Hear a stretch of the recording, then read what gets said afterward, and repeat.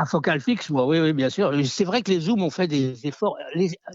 En cinéma, ils ont beaucoup plus de zooms, parce qu'ils ont même que des zooms en cinéma. Parce que bon, peut-être que la caméra est plus lourde à transporter en photographie, les plus mobile, ça peut se discuter. Mais moi, je sais que, par exemple, un événement qui était la prise d'otage de Munich en 72, bah, j'avais le 800 l'Eka. Il venait de sortir, c'est une merveille, un contraste tombé à la renverse, quoi. Effectivement, quand le négociateur palestinien est sorti sur le balcon, avec sa cagoule comme ça, bah, on l'a eu, quoi. Et elle a fait une double en match, moi la mienne, et elle est un peu comme si je l'avais faite au 90 normalement, mais elle est au 800. Ah non, mais oui, on peut comprendre dans certains cas peut-être, mais il y a un film qui s'appelle Leni Riefenstahl sur les Jeux Olympiques, hein, Olympique. Elle avait bien sûr carte blanche, bien sûr, des nazis, etc. Et elle a creusé au 100 longueur, en 100 hauteur, et le plan, il est incroyable. C'est un plan fixe carré, un peu un 37, full 37, comme ça. Le gars, il est loin, il est tout petit, il court, il tourne et puis saute. Et le cadre ne bouge pas, et il saute, et passe la barre. À l'époque, il devait être 1m80, je sais pas quoi, parce que ils sont moins hauts que maintenant, bien sûr. Mais ça, c'est formidable. Wow. Là, quand tu regardes ces films-là, tu te dis, c'est la beauté. Bon, c'est vrai que moi, je comprends, si je devais filmer, j'aurais un zoom. Si je devais refotographier un peu les Jeux Olympiques, comme ça, pour son longueur ou le 100 mètres, bah, j'aurais des optiques fixes. Voilà. Zoom ou focal fixe, vous venez d'entendre l'avis d'un célèbre photographe français, Raymond Depardon, qui nous a fait le grand plaisir de nous accorder un entretien. Nous sommes le jeudi 19 octobre 2023 et vous écoutez le 5e épisode de la 7e saison du podcast Faut pas pousser les ISO.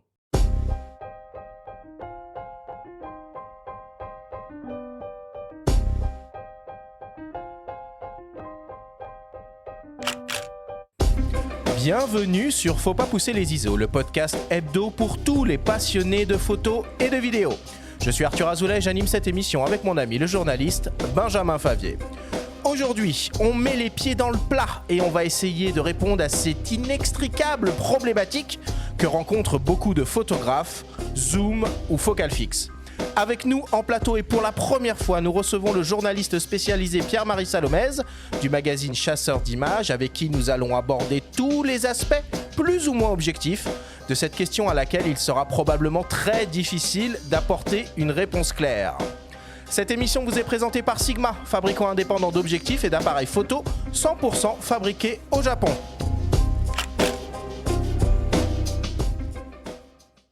Et c'est parti pour cette 5e émission du podcast. Benjamin, mon ami Benjamin, comment vas-tu ce matin ? Je suis stressé, Arthur. Oh là, pourquoi ? Il va falloir prendre la parole après Raymond Depardon. Ça met une pas toujours petite évident, pression dès le départ, Ouais, comme un petit peu. Disons qu'on n'aura peut-être pas les mêmes anecdotes, quoi. Bon, en tout cas, cette semaine, on aborde un sujet qui devrait faire polémique et en toute logique enflammer les commentaires sur nos réseaux sociaux suite à la diffusion de cette émission. Et on a le grand plaisir de recevoir pour la première fois Pierre-Marie Salomez du magazine Chasseur d'images. Alors, on avait déjà fait des émissions avec toi par le passé, mais c'était à l'époque du Covid où tout était à distance. Et là, on t'a avec nous dans notre studio et c'est un super plaisir. Merci Pierre-Marie d'avoir accepté notre invitation. Mais de rien. Bonjour Arthur, bonjour Benjamin. Salut Pierre-Marie, et puis t'es pas arrivé tout seul, hein, parce que physiquement t'es venu avec des magazines aussi. Eh oui. Donc ça c'est important à souligner. Nous on est content de recevoir la presse écrite et de la toucher aussi. Ouais, c'est un super truc. On va reparler des sommaires un petit peu plus tard. Ça marche. Bon messieurs, on va rentrer tout de suite dans le vif des sujets et on attaque l'émission comme d'habitude avec le Flash Actu.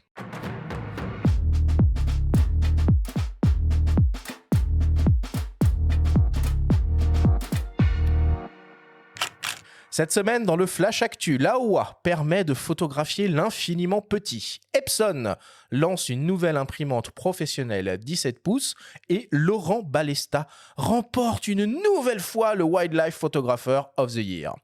Le Flash Actu vous est présenté par Fox.fr, le site des spécialistes de l'image. Laowa continue d'innover et de proposer des optiques différentes. Aujourd'hui, le constructeur annonce un nouvel objectif modulable conçu pour la macro ou plutôt la microphotographie.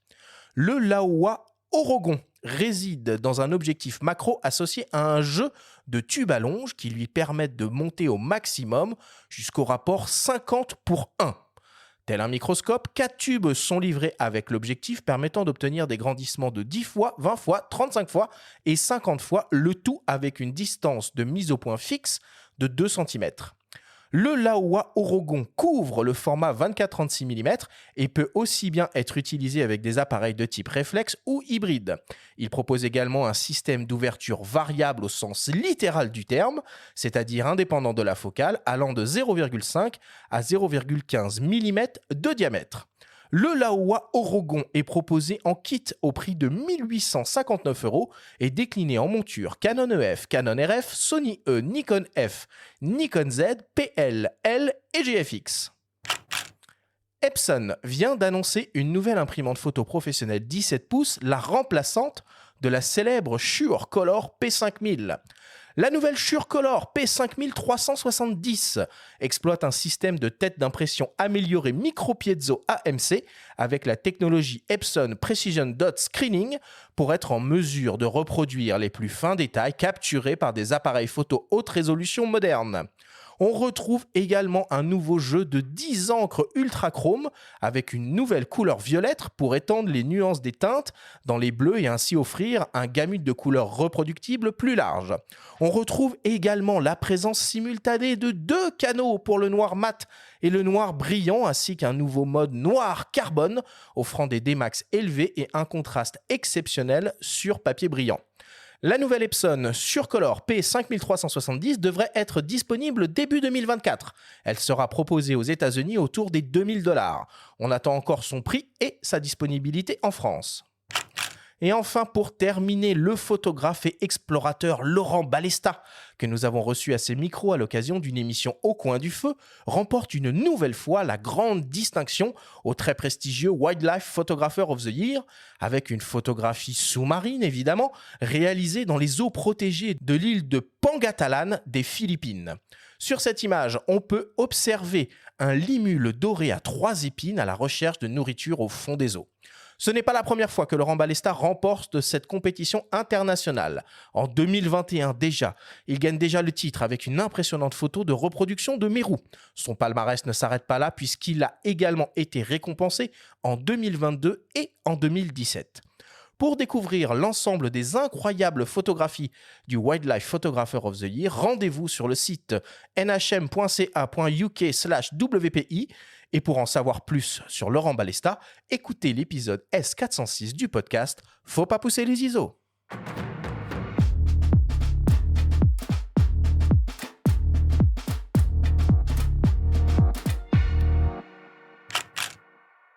Alors moi, quand j'ai vu ce nouveau Laowa Orogon, j'ai totalement tripé. Je suis pas rentré trop dans les détails là dans le Flash Actu, mais pour utiliser une optique comme ça, faut s'armer de patience parce que évidemment avec un rapport de 50:1, je vous laisse imaginer la tronche de la profondeur de champ, même avec l'ouverture la plus fermée possible. Voilà, c'est une usine à gaz à utiliser, il faut un trépied à coulisses, il faut faire du focus stacking, mais les images que ça permet de réaliser une fois qu'on a fait tout ce bazar et toute la post-prod qui va avec, c'est dingue. C'est vrai que le concept est original et ça permet vraiment de rentrer dans l'infiniment petit, des rapports où on n'avait pas possibilité d'aller en photo de façon simple, puisque quand un objectif macro est à 2 fois, 5 fois le Canon, l'ancien Canon, là, le MPE65, qui a fait le bonheur de plein de photographes, on était déjà content quand on arrive à aller aux 5 fois. Laowa a déjà, eux aussi, un x2 x5 qui permet donc d'atteindre le rapport donc, de grandissement x5. Mais là, x50, c'est complètement délirant. Bah, c'est un Ça, microscope. tu pourras tester du coup ou il va falloir revoir les procédures Ouais, non, c'est impossible à là, tu tester. peux Là. pas. Non, Ouais. non, là, c'est impossible. Ça va être juste du test terrain et voir un peu comment. Je pense que le test peut être intéressant parce que c'est ce que tu disais, Arthur, c'était la manipulation de cet objectif qui va être complètement dingue. Ça va être un amusement en lui-même, ça va être une activité en lui-même, hein, le fait d'utiliser cet objectif, parce que pour faire la mise au point, il n'y a pas de rampe de mise au point, donc on décale. C'est 2 cm. On bouge tout. On décale, voilà, Ouais. on décale l'appareil, l'objectif par rapport à ce que l'on souhaite être net dans l'image. Donc, comme tu disais, il faut faire du focus stacking ou assembler. Mais même déjà pour obtenir la netteté, ça va déjà être ça. Puis après, l'autre problème va être l'éclairage, parce que je pense que pour éclairer à x50, il va falloir envoyer du bois. Hein. Il n'y a pas une petite LED intégrée comme ils ont fait sur leur probe Non. Là, pas dans celui-là, pas encore en tout cas. Puis dans même cette sur le première probe, version. elle était légère. Hein. Déjà, c'était au grandissement qu'il permettait, c'est-à-dire x2, elle était déjà limite. Donc là, je pense qu'à x50, il va falloir éclairer. Hein. Et puis, alléluia hein, pour les amateurs d'impression et de tirage jet d'encre à domicile ou même professionnel. Epson qui met à jour sa machine de guerre, hein, clairement. C'était la digne successrice. À l'époque, nous, on utilisait, c'était des 4008 ou des 4009. Je me rappelle, enfin, on a 2 canaux séparés pour le noir mat et le noir brillant. Ça va faire des économies faramineuses à énormément de photographes. Donc ça, c'est quand même une super nouvelle. Et je voulais aussi aborder là d'autres actualités. Déjà, joyeux anniversaire à Sony, hein, qui fête les 10 ans de son système hybride Alpha 7 24-36 mm. Bon, on aura l'occasion, Benjamin, je pense, de reparler de tout ça, puisque nous avons une émission spéciale Sony qui pointe le bout de son nez dans quelques semaines. Je voulais aussi vous annoncer que Tamron a décidé de décliner son 150-500 mm f5.6.7 en monture Nikon Z, donc c'est très bien. Hein, le constructeur continue d'enrichir cette nouvelle monture. Et pour terminer, on a Lumix qui vient de mettre à disposition gratuitement une mise à jour de firmware pour ses S5 II et S5 IIX.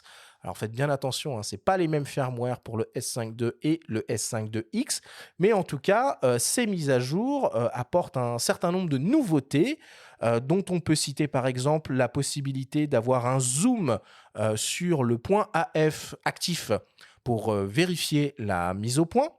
On a le mode haute résolution par assemblage qui permet qu'on peut dorénavant utiliser avec un temps de pause jusqu'à 8 secondes, et on voit l'arrivée aussi du mode haute résolution à main levée. Et puis bon, voilà, pour juste terminer, on a aussi en mise au point manuelle un zoom de 20 fois automatique qu'il est possible de configurer. Bon, voilà, c'est des bonnes choses. Selon moi, il manque quand même quelques trucs dans cette mise à jour, mais bon, c'est déjà ça. Dans le mode haute résolution main levée, c'est vachement bien quand même. Il faudra voir si ça marche vraiment bien. Mais c'était dispo sur le G9 II. Il y a pas mal de marques qui proposent le mode haute résolution, mais avec beaucoup de contraintes où il faut passer par la post-prod, etc. Là, on peut tout faire directement dans le boîtier, l'assembler. Ouais.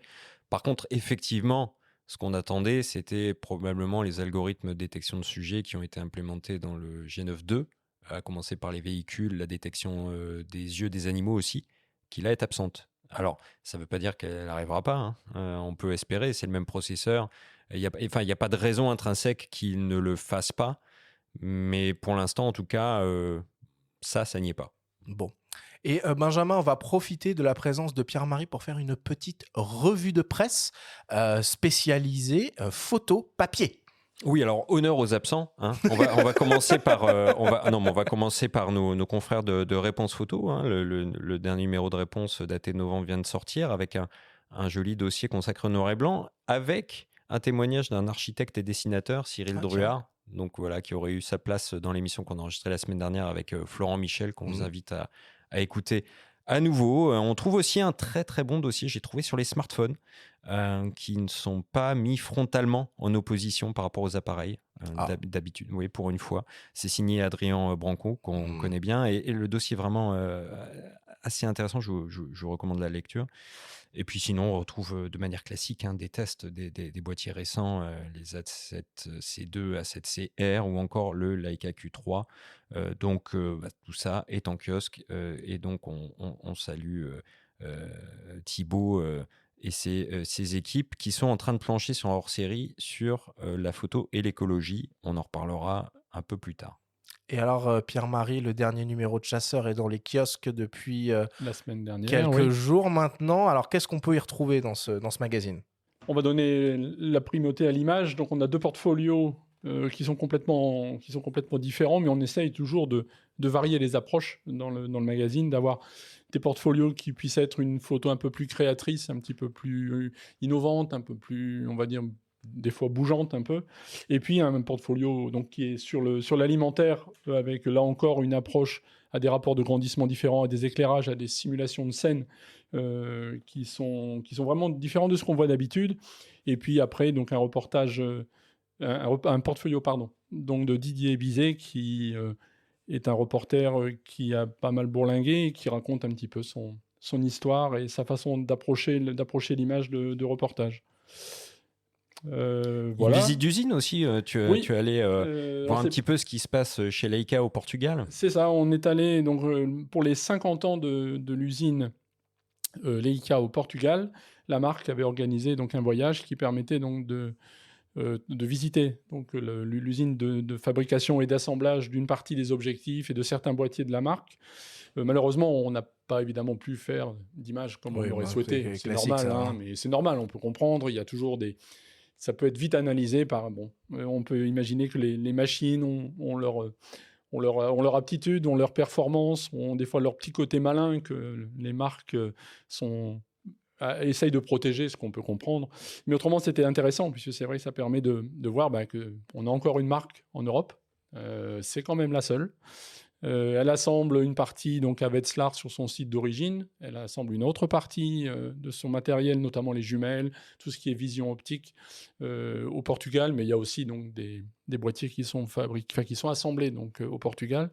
Et on a donc 2 usines pour une même marque, et tout ça en Europe. Donc je pense que je dis pas cocorico parce que ça serait un petit peu bizarre, mais c'est chouette d'avoir encore une marque qui se tient bien, en plus qui sort des boîtiers qui sont innovants. Le Leica Q3, ils nous ont dit qu'ils n'arrivaient pas à fournir. Benjamin, le Leica Q3. Non, m'en parlez pas.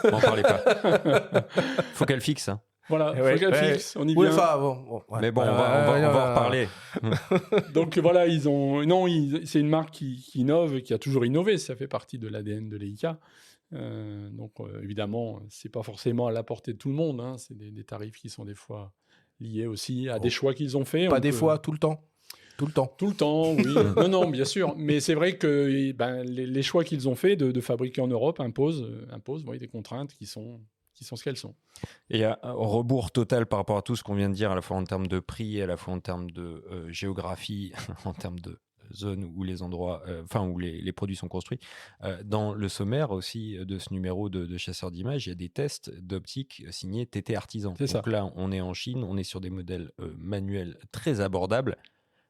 Tu peux nous en dire un mot peut-être? Alors on a qui t'ont séduit. On a souhaité en tester. On n'en teste pas très souvent parce que ce sont des on va dire, c'est pas des feux follets, mais c'est TT Artisan ou d'autres, comme Seven Artisan ou d'autres, fabriquent dans des objectifs, les mettent à disposition dans leur catalogue. Et comme ce sont des versions complètement mécaniques, avec souvent une optique simple, ils les font évoluer très vite. Et un 50 mm ouvrant à f2, je prends ça au hasard, je dis pas que c'est celui-là, va avoir une version 2 qui va apparaître des fois 2 mois ou 3 mois après la commercialisation du premier. Ils ont changé un peu la formule optique, ils ont amélioré. C'est toujours dans le bon sens, ça va toujours dans le sens de l'amélioration parce qu'ils sont partis de rien. Donc ça s'améliore, mais c'est difficile de tester pour nous parce que le temps que ça arrive, le temps qu'on teste, des fois la version 2 arrive, alors on peut envoyer les gens sur la version 1 mais ils ne la trouveront plus. Donc c'est un petit peu compliqué. Mais par contre, c'est vrai que c'est intéressant parce qu'ils proposent... Alors là, on a testé par exemple un petit 100 mm, un petit téléobjectif dont on pourra reparler tout à l'heure dans l'approche focale fixe zoom, qui est vraiment petit. Il ouvre à 2,8. C'est une ouverture assez peu classique maintenant pour un téléobjectif, même si dans le temps, comme on dit, on en faisait beaucoup. Mais il est simple, il vaut 140 €. Il se monte sur plein d'appareils puisqu'il suffit d'intercaler une bague d'adaptation. Et finalement, c'est surprenant, mais on va dire, il est pas si mauvais que ça, il est même plutôt bon.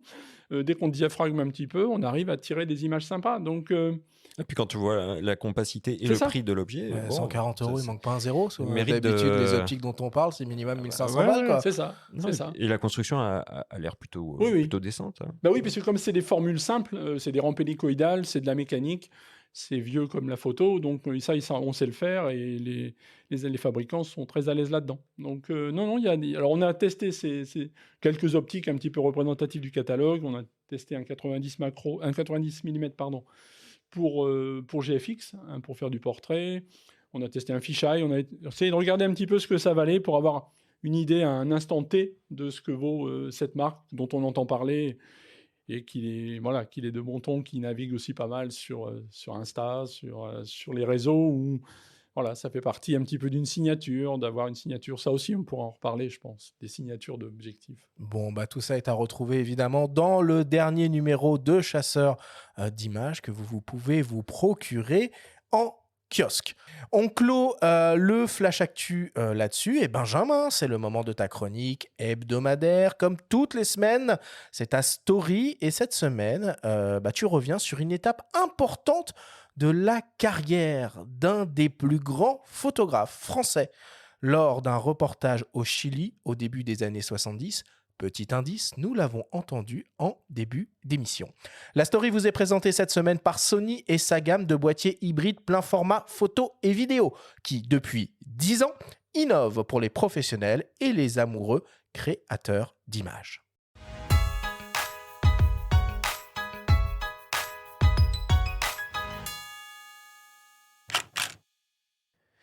Le 11 septembre est décidément une date noire de l'autre côté de l'Atlantique. Il y a 50 ans, ce jour-là, le palais présidentiel de la Moneda à Santiago est bombardé par l'aviation militaire chilienne. Le président Allende refuse de se rendre et met fin à ses jours 3 ans après avoir pris le pouvoir, laissant la voie libre à la dictature de Pinochet. Alors, jeune reporter de l'agence Gamma, Raymond Depardon se rend dans le pays 2 ans avant ces événements tragiques, à l'occasion du premier anniversaire de la victoire de l'Union populaire. Il photographie le président Allende, il découvre la capitale. Curieux, il souhaite partir dans le sud du pays, à la rencontre des populations indiennes et des paysans sans terre.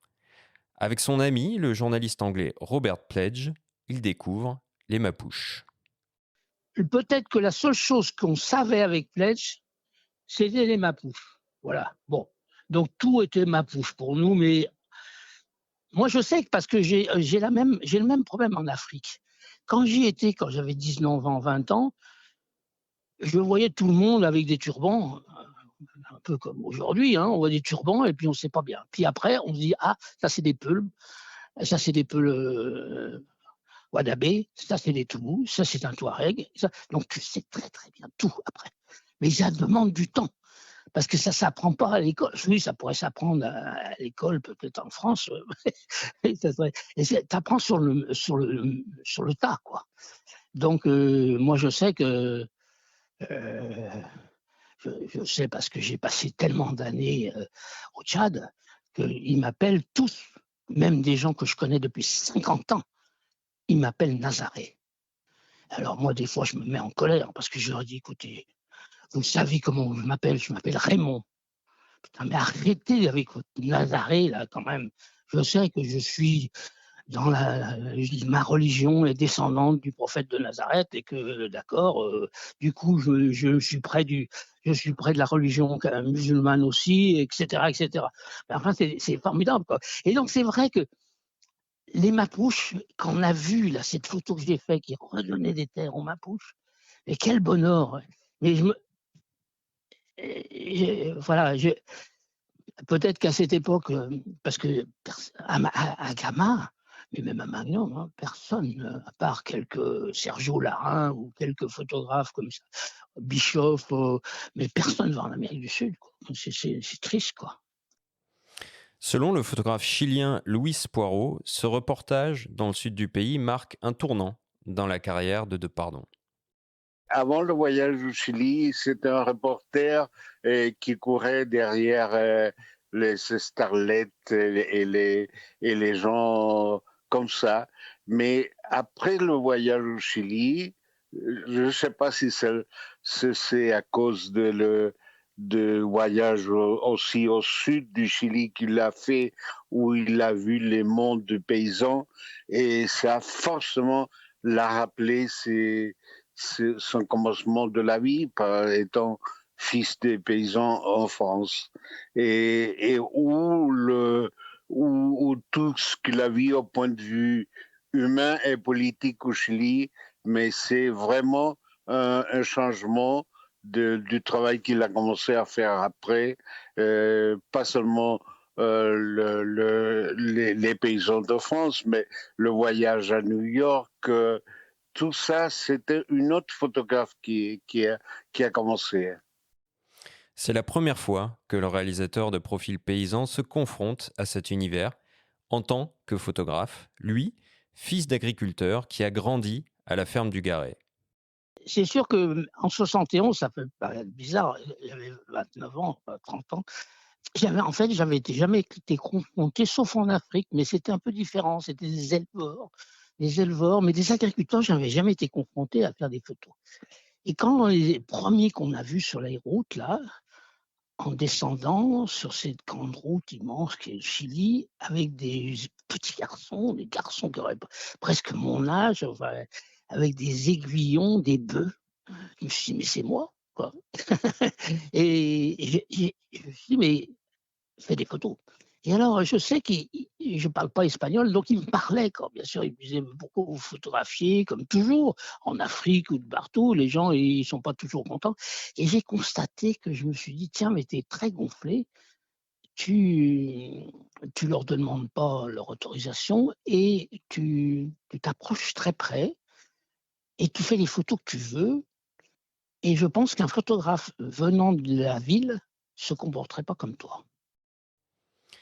Ces photos noir et blanc sont rassemblées dans un livre avec celles prises par le reporter américain David Burnett lors de cet événement politique majeur en Amérique latine que beaucoup de photographes locaux n'ont pas pu couvrir. Pour Deux Pardons, cette errance chilienne apparaît comme une étape fondatrice dans son parcours qui l'a lentement mené vers un retour à sa terre.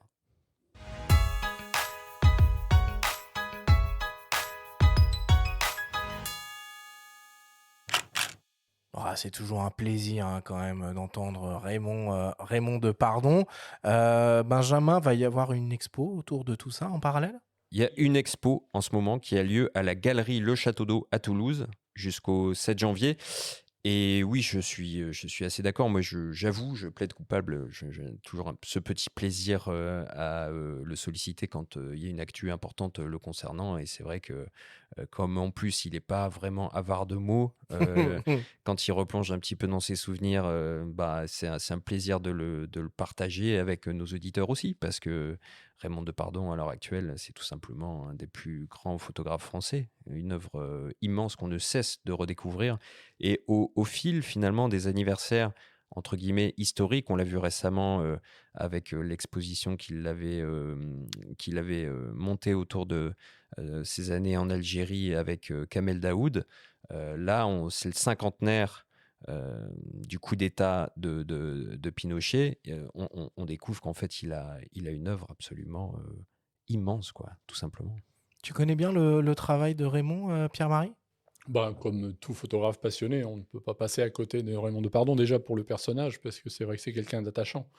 Quand on le rencontre, il est simple, il est abordable, il répond aux questions qu'on peut lui poser, il partage énormément, il a une passion de l'image qui va au-delà de la passion de l'image. Enfin, c'est pas vraiment une passion de l'image, c'est une passion des gens, une passion des rapports entre les gens. Et donc le média photo, comme le média vidéo, lui permet d'entrer en contact avec les gens, et c'est ça qui l'intéresse. Et c'est ça, quand on discute avec lui, on discute plus photos, on les oublie, on parle des gens, on parle de tout ce qu'il a photographié.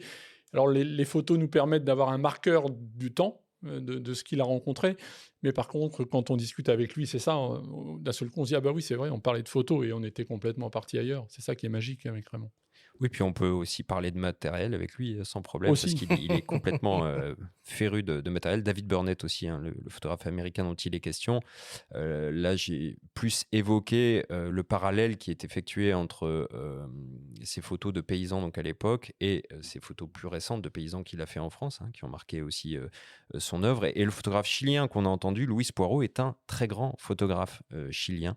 On connaît beaucoup Sergio Larraín ici, on en parle souvent. Le fameux livre Valparaiso qui a été un livre absolument mythique, mais Luis Poirot est un très grand photographe là-bas. Et en même temps, donc, je voulais signaler l'apparition chez le même éditeur Atelier UXB d'une monographie d'une artiste chilienne, Paz Errázuriz, alors pardonnez-moi, je ne parle pas espagnol, qui s'appelle Histoire inachevée, donc une monographie, 40 ans de travail. Elle a photographié des manifestations sous la dictature de Pinochet, elle a photographié tous les gens qui étaient mis un peu au banc de la société. C'est quelqu'un qui a un regard très féministe, qui est devenu photographe en autodidacte après avoir été institutrice. Donc un livre à découvrir aussi, un autre regard chilien sur le Chili. Donc tout ça est aux ateliers EXP. Bon, merci beaucoup Benjamin pour cette très belle story cette semaine. Je vous propose qu'on fasse une petite pause, une petite respiration avant d'attaquer notre grand débat, Pierre-Marie, et de vous donner enfin cette fameuse réponse, zoom ou focal fixe. On revient dans quelques secondes après une courte publicité. MPB, partenaire historique du podcast Faut pas pousser les ISO, est tout simplement la plus grande plateforme en ligne au monde pour acheter, vendre et échanger du matériel photo et vidéo d'occasion. Chaque année, c'est près de 400 000 appareils photo ou vidéo d'occasion remis en circulation sur leur site. Ils nous ont fait confiance pour cette nouvelle saison du podcast. Le lien est en description, vous pouvez découvrir sans plus attendre. Bonne écoute. Nous sommes de retour dans Faut pas pousser les ISO avec le journaliste spécialisé Pierre-Marie Salomès du vénérable magazine Chasseur d'images pour tenter de répondre à cette impossible question, zoom ou focal fixe. Alors, avant de commencer, on va faire déjà un petit tour de table pour savoir qui penche plus vers les zooms ou qui penche plus vers les focales fixes. Ici, messieurs, je vous parle uniquement de vous, de votre usage personnel, de votre plaisir, sans aucune autre considération. Pierre-Marie, on commence avec toi. Je vais botter en touche. Je vais dire les deux, mon général. Oh là là, c'est la Suisse. Non, avant d'entrer dans le débat et dans l'explication, je pense c'est plus lié, on va certainement en parler, mais c'est plus lié à un moment, c'est plus lié à une pratique, ça peut être lié à plein de choses, à aussi une évolution d'une pratique dans le temps de la photo. On aura, je pense, le temps d'y revenir plus tard. Mais c'est sûr, je pense que plus on photographie et plus le choix devient simple, mais plus il devient compliqué. C'est pour ça que je disais les deux, mon général. Alors, on n'est pas sorti, les gars. Ah non, ça, on n'est pas sorti. Non. Mais bon, on va y arriver. T'inquiète. Benjamin, toi, t'es quoi, toi? T'es team zoom ou team focal fixe? Oui, je suis pas sûr de bien aider à éclaircir le débat. Disons que moi, j'aime bien les contraintes. Donc, je suis de base plus attiré par les focales fixes. J'ai appris avec un 40 mm sur un CL argentique. Et aujourd'hui, je m'aperçois finalement, donc on parle là de photos perso et de plaisir avant tout, plutôt que des tests de produits ou autres. Et finalement, à titre perso, les deux boîtiers que j'utilise le plus, ça reste le Ricoh GR, donc c'est un 28 mm, et le Fuji X105, donc c'est un 35 mm, sur lequel je mets un petit convertisseur qui en fait un 28. Ah oui, donc t'en as deux, quoi. Je suis fan du 28. Et donc, ce sont finalement les deux appareils que j'utilise le plus, même pour tout faire, pour du portrait, pour de la photo de groupe, pour du paysage, pour n'importe quoi, pour des escapades en vélo urbaine ou rurale. Je vais photographier ce qui se présente et donc focal fixe. Bon, écoute, on se ressemble quand même beaucoup, Benjamin, hein, puisque moi aussi, je suis un fervent amateur de la théorie de la contrainte. Et je le rappelle, sur mon vénérable Olympus P9, je n'ai qu'un seul objectif, un 17 mm, et je prends un grand plaisir à tout faire avec. Alors, évidemment, hein, je fais très peu de photos sportives ou de photos animalières, mais pour du portrait, du paysage, du reportage, de la photo de tous les jours, pour mes enfants, c'est juste un bonheur. Alors, on va le voir tout au long de cette émission. Dans certains cas, on va privilégier les focales fixes. Dans d'autres cas, on va privilégier les zooms. Dans d'autres cas encore, on va parler d'une utilisation hybride de zoom et de focale fixe en simultané. Et on va voir aussi que certains photographes évoluent, comme tu l'as un peu évoqué, Pierre-Marie, dans leur pratique et passent du zoom à la focale fixe ou à l'inverse, de la focale fixe au zoom. Et c'est le cas par exemple de l'un d'entre eux qui s'appelle Robin Jafflin, qui est un photoreporter et qui est passé du 35 mm f1.4 Sigma Art au 24-70 mm f2.8 Sigma également. Je vous propose que l'on écoute son témoignage. Alors oui, j'étais «maqué» entre guillemets avec un 35 millimètres Sigma Art, donc qui ouvre un 4. Je l'ai utilisé, je continue de l'utiliser, hein, quand même, depuis, au moins, 6-7 ans. J'ai tout fait avec, j'ai fait du portrait, j'ai fait du reportage, voilà et en fait, il y a 2 ans, 2-3 ans, Sigma m'a prêté un 24-70-2.8 Art. Alors après, moi, je dirais que dans mon utilisation, quotidienne, on va dire que je vais peut-être privilégier le 35 quand j'ai pas la contrainte du temps ou du poids et que, on va dire, je peux me poser et je peux faire attention à mes plans, à ma construction d'image et cetera. Le 24-70, en fait, quand on n'a pas trop ce luxe-là et qu'on est contraint, c'est un super outil pour moi, je trouve, parce qu'on a tous les plans différents. On peut faire du portrait, on peut faire, du reportage. Si on est dans des endroits un peu contraints, on peut avoir du recul, avec la focale 24 et en ça, c'est assez pratique. Alors je me suis rendu compte, un petit peu par hasard dans mes métadonnées que finalement j'utilisais très, très peu de focales sur le 24-70.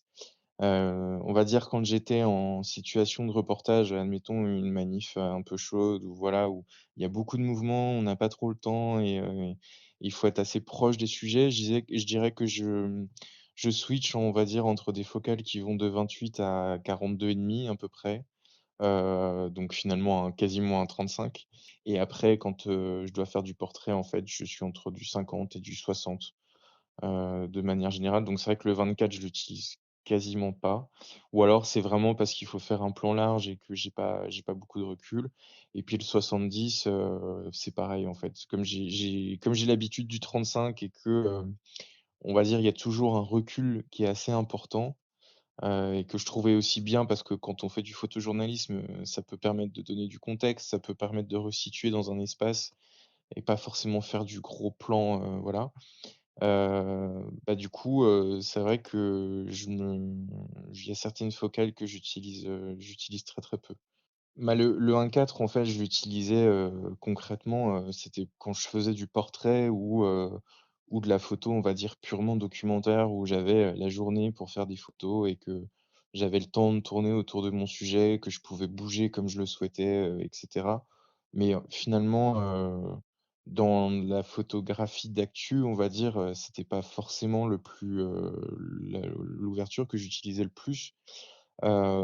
J'étais généralement enfin, quand je fais du reportage, je suis autour de 4. Alors après évidemment, on voit quand même une différence entre un objectif enfin, en tout cas, ça c'est mon point de vue, mais on voit quand même une différence entre un objectif 1.4 et 2.8, même quand on est à 4. C'est-à-dire qu'il y a toujours un petit peu moins, je trouve, de piqué, et cetera. Après, globalement, c'est vraiment de l'ordre du détail, et je pense que la personne qui va voir mes images ne saura pas faire la différence entre une image faite au 35 ou au 24-70. Bon, il dit beaucoup de choses, Robin, il aborde beaucoup d'aspects, qu'on va évidemment, développer, tout au long de cette émission. En tout cas, on le remercie, pour son témoignage, voilà, il a un profil, assez original, hein, puisque, il passe justement, d'une focale fixe 35 mm 1.4 vers, un 24-70 mm, 2.8 et puis en plus, il a la particularité, de, toujours travailler avec, un réflexe, un Canon EOS 5D Mark IV en 2023, ce qui est assez rare. Oui, et je serais même tenté de lui conseiller à Robin finalement de rester chez Sigma, hein, à la même crèmerie, mais d'aller vers le fantastique 24-35 f2. Sigma. Ah oui, oui, oui, En oui, réflexe aussi. Ouais. Et qui Il va moins loin quand même, hein, celui-là. qui va moins loin, mais qui finalement va lui permettre de... Bon, il a bossé au 35, donc il sait zoomer avec ses pieds, et il pourra avoir du 24 au 35, une qualité assez remarquable à grande ouverture. Donc, c'est un zoom qui permet d'avoir presque 2 focales fixes, si on va par là. 3 Et on en 3 reparlera. presque. Et presque 3, oui, puisque si on aime le 28 comme moi, c'est vrai, tu as raison, ça fait un 28 f2. Donc, pourquoi pas. Bon. Alors, on va le voir, il y a pas mal d'aspects à prendre en compte hein, quand on s'attaque à ce sujet. Tous ces aspects sont évidemment importants et c'est assez difficile de les hiérarchiser. Donc, ce qu'on vous propose, c'est qu'on les traite un par un. Dans un premier temps, on va parler de l'usage et de l'expérience photographique. Ensuite, on va s'intéresser aux performances optiques et aux caractéristiques techniques des objectifs. Et puis après, on va être très pragmatique, très terre à terre. On va rentrer dans, voilà, qu'est-ce qu'il existe sur le marché, qu'est-ce qu'il est le plus simple d'acquérir et surtout pour quel budget. Alors pour commencer, et c'est en fait ce qui a justifié cette émission, on s'est posé la question suivante. Quand on voit le progrès fulgurant, et en particulier avec le développement des nouvelles gammes optiques hybrides, en termes de qualité optique des zooms, qui pour certains n'ont finalement plus grand-chose à envier à ce que l'on peut attendre d'une bonne focale fixe, on se demande finalement si en 2023, les focales fixes, elles ont toujours la cote, ou si les photographes se tournent désormais en majorité vers les zooms. On a posé cette question à une personne qui est en première ligne des utilisateurs finaux, Ronnie Studian de la boutique ipln.fr. On écoute sa réponse. Je te répondrai à cette question que ça dépend de 2 choses. Ça dépend tout d'abord, 1, du profil de l'utilisateur et ça dépend, 2, de l'utilisation derrière. Enfin, j'ajouterai un dernier point important là-dessus, c'est qu'aujourd'hui, le choix d'une optique, comme dans plein de choses, n'est pas qu'une question de performance pure et dure. C'est-à-dire que, en gros, tu peux être amené à choisir une focale ou un boîtier, peu importe, parce qu'il va répondre à ton besoin. Très bien. Et là, effectivement, tu as sans doute raison, et notamment pour des utilisateurs passionnés, peut-être qu'un zoom un peu transstandard longue focale pourra avoir un résultat qui va leur suffire théoriquement par rapport à l'exploitation des images qu'ils en font derrière, etc. En revanche, on va à un moment donné rentrer, et nous on le voit quand on en parle avec les gens, dans une notion qui est totalement abstraite et qui est totalement personnelle, qui est la notion du plaisir. Aujourd'hui, quand on vend un appareil ou un objectif à un utilisateur qui n'en fait pas une utilisation professionnelle, eh bien, on va rentrer dans cette sensibilité-là qui est le plaisir. Et à un moment donné, si toi, tu en as déjà utilisé, et je suppose que oui, et si nos auditeurs l'ont fait aussi, faire une photo avec un 402.8 ou avec un 604 d'un oiseau et la faire avec un 200-500 ou avec un 180-600, en termes de plaisir d'utilisation, c'est pas la même chose. Et donc, l'objet en lui-même, avec le coût qui va avec, soyons bien clairs, c'est pas une réponse qui est pour tout le monde, mais l'objet en lui-même de se dire, voilà, j'ai fait de la photo ou je fais de la photo animalière depuis très longtemps, j'avais pour but dans mon esprit un jour de m'acheter un 402.8 ou un 604, ça y est maintenant, pour X ou Y raison, je peux me le permettre, j'ai réussi à me faire plaisir avec ça et maintenant, je vais me balader, je vais aller faire des affûts et je vais faire des photos. Et ça, est-ce que la photo, elle est moins bonne? Est-ce qu'elle est meilleure? Oui, elle est meilleure. Est-ce que la personne qui l'utilise le voit? Pas forcément, mais encore une fois, comme je le dis, on rentre dans la notion de plaisir et donc de sentiment qui est propre à chacun.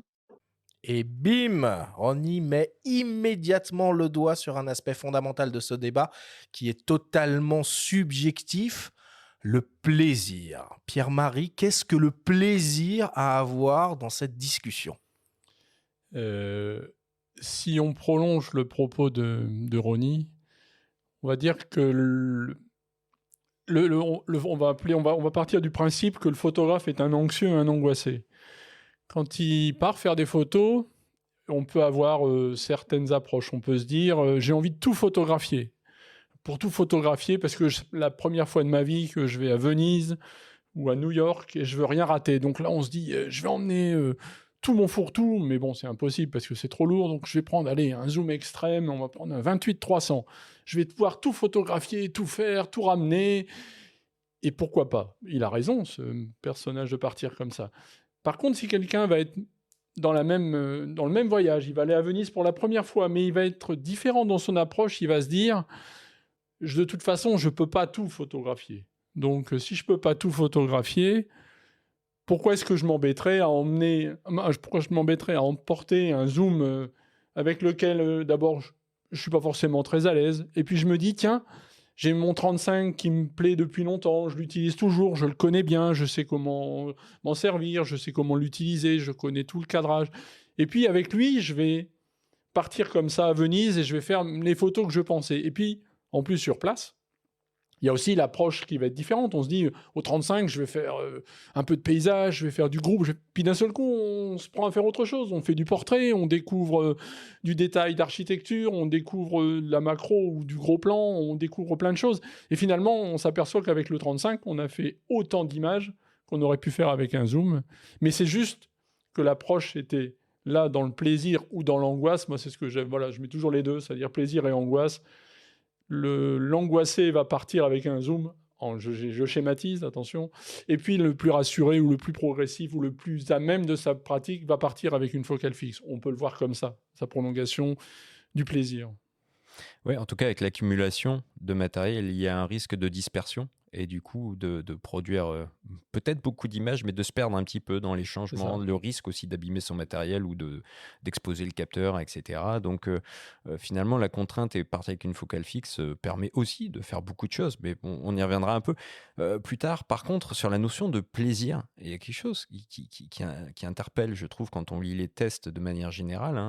Bon, nous, on en a fait beaucoup avec Arthur à l'époque pour nos médias respectifs, mais aujourd'hui, finalement, est-ce qu'il ne faudrait pas une jauge de critères plaisir dans les barèmes de notation? Je parle de tous médias confondus. Oui. Ben, ça va être difficile parce que c'est ce que disait Ronnie à la fin de sa virgule. Le plaisir est subjectif. Complètement. Et donc, alors après, si on connaît le testeur ou si on a l'habitude de le lire, c'est comme pour de la musique, comme pour n'importe quel magazine où on lit une critique de film ou je sais pas. Si on connaît le testeur, on comprend tout de suite qui kiffe, quoi. Voilà. Ouais. Ou alors, et puis on va se dire, et puis quand on va te lire, Bien sûr. on lit ce que on veut lire, ce que pense Pierre-Marie. Bien sûr. Tu vois, je vais sur DP Review, je veux savoir ce que dit un tel ou chez Réponse, c'est pareil. Donc pourquoi pas? Pourquoi pas, mais il faut quand même que les gens, entre guillemets, nous connaissent. Ça, c'est-à-dire sentent comment on fonctionne, parce que une réflexion sur un plaisir sur un plaisir peut être mal prise ou mal comprise si on ne comprend pas, si on n'a pas déjà un peu vécu avec le testeur, quoi, entre guillemets, si on n'a pas un petit peu lu ce qu'il a écrit, ou si jamais le danger, c'est ça. Moi, ce qui me fait toujours peur de donner mon avis, un avis subjectif sur l'approche, sur le plaisir, c'est de me dire que la personne ne comprenne pas ce que je veuille vraiment dire, parce que ça devient trop subjectif, quoi. Voilà. Et puis, finalement, quand même, pour cette histoire de focale fixe, il y a un côté héritage historique, hein, parce que la photographie a commencé naturellement avec des focales fixes. C'est-à-dire que l'arrivée des premiers zooms, hein, c'est pas non plus hyper récent, hein, ça date aux alentours de 1960. Et voilà, tous les grands maîtres de la photographie travaillaient avec des focales fixes. Alors, je vais sauter les deux pieds dans le plat, hein, Cartier-Bresson. Voilà, il fonctionnait avec de la focale fixe. Il y a cette notion quand même un petit peu aussi d'héritage, de marcher dans les traces d'eux, de faire à la manière d'eux quand on travaille avec une focale fixe. Oui, je pense qu'il y a ça aussi. Et on en revient encore à ce qu'on disait tout à l'heure. Plaisir, angoisse, compréhension. Le fait de se dire, on se met dans les pas de quelqu'un parce qu'on ne se sent pas encore forcément des fois légitime d'une pratique. On ne se sent pas encore légitime.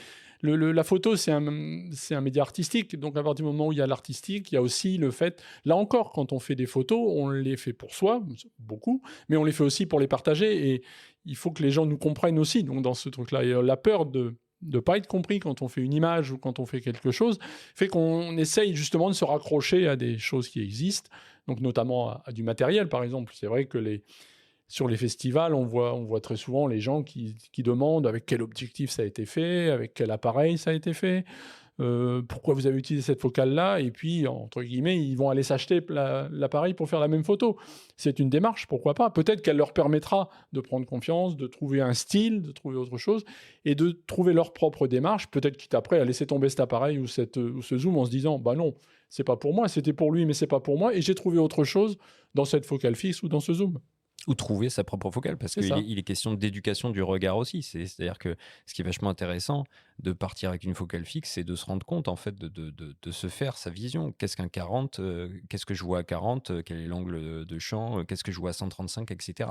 Bon, et c'est vrai que peut-être finalement, pour commencer, un zoom est pas mal, parce que un zoom permet aussi de se rendre compte, quand on va un petit peu chercher dans les données EXIF parmi un lot d'images, on peut regarder, filtrer toutes les images qu'on a prises à telle ou telle focale, et on se rend compte, souvent avec le temps, que on a des focales de prédilection sans vraiment s'en rendre compte. Ouais, Et ok. ça Mais n'empêche que je pense peut-être pour un utilisateur débutant, novice, en photographie, il fait pas les mêmes photos avec un zoom qu'avec une focale fixe, hein. Tu l'as dit tout à l'heure, avec une focale fixe, on zoome avec ses pieds. Ça change tout. Je veux dire, si je fais un portrait au 100 mm ou si je fais un portrait au 35 mm en me rapprochant de mon sujet, je n'ai pas du tout la même image. Alors, il faut être pragmatique, les zooms, c'est polyvalent, hein. Ça permet de s'approcher ou de s'éloigner un peu virtuellement de son sujet, mais c'est pas la même chose. Mais c'est pour ça que c'est plutôt pas mal de conseiller aux débutants de partir avec un petit zoom et de s'éduquer le regard en variant les focales, les distances. Enfin, à mon avis, c'est plutôt un bon choix, quoi. Puis le zoom, il apporte quand même aussi un avantage indéniable, c'est que ça permet d'avoir un système qui, tout bêtement, est plus compact et plus léger d'un certain point de vue, puisque au lieu de se trimballer dans son sac 3-4 focales fixes pour pouvoir couvrir du grand angle au petit télé, on n'a qu'un seul objectif, monter en permanence sur l'appareil, comme tu l'as dit, on évite les manipulations, on évite les risques de casse, et puis d'un certain point de vue, on a une réactivité totale, absolue, quoi, parce que on peut se rapprocher instantanément d'un sujet ou s'en éloigner au besoin.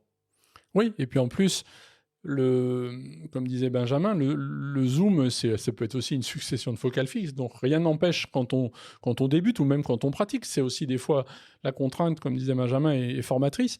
Quand on démarre je sais pas, on peut avoir aussi des moments, des manques d'envie de photographier. La technique, ça peut être tout bêtement, sans aller acheter un nouvel objectif ou un nouveau matériel qui souvent te donne l'impression, allez, je vais acheter un nouvel objectif, comme ça, je vais me remettre à la photo.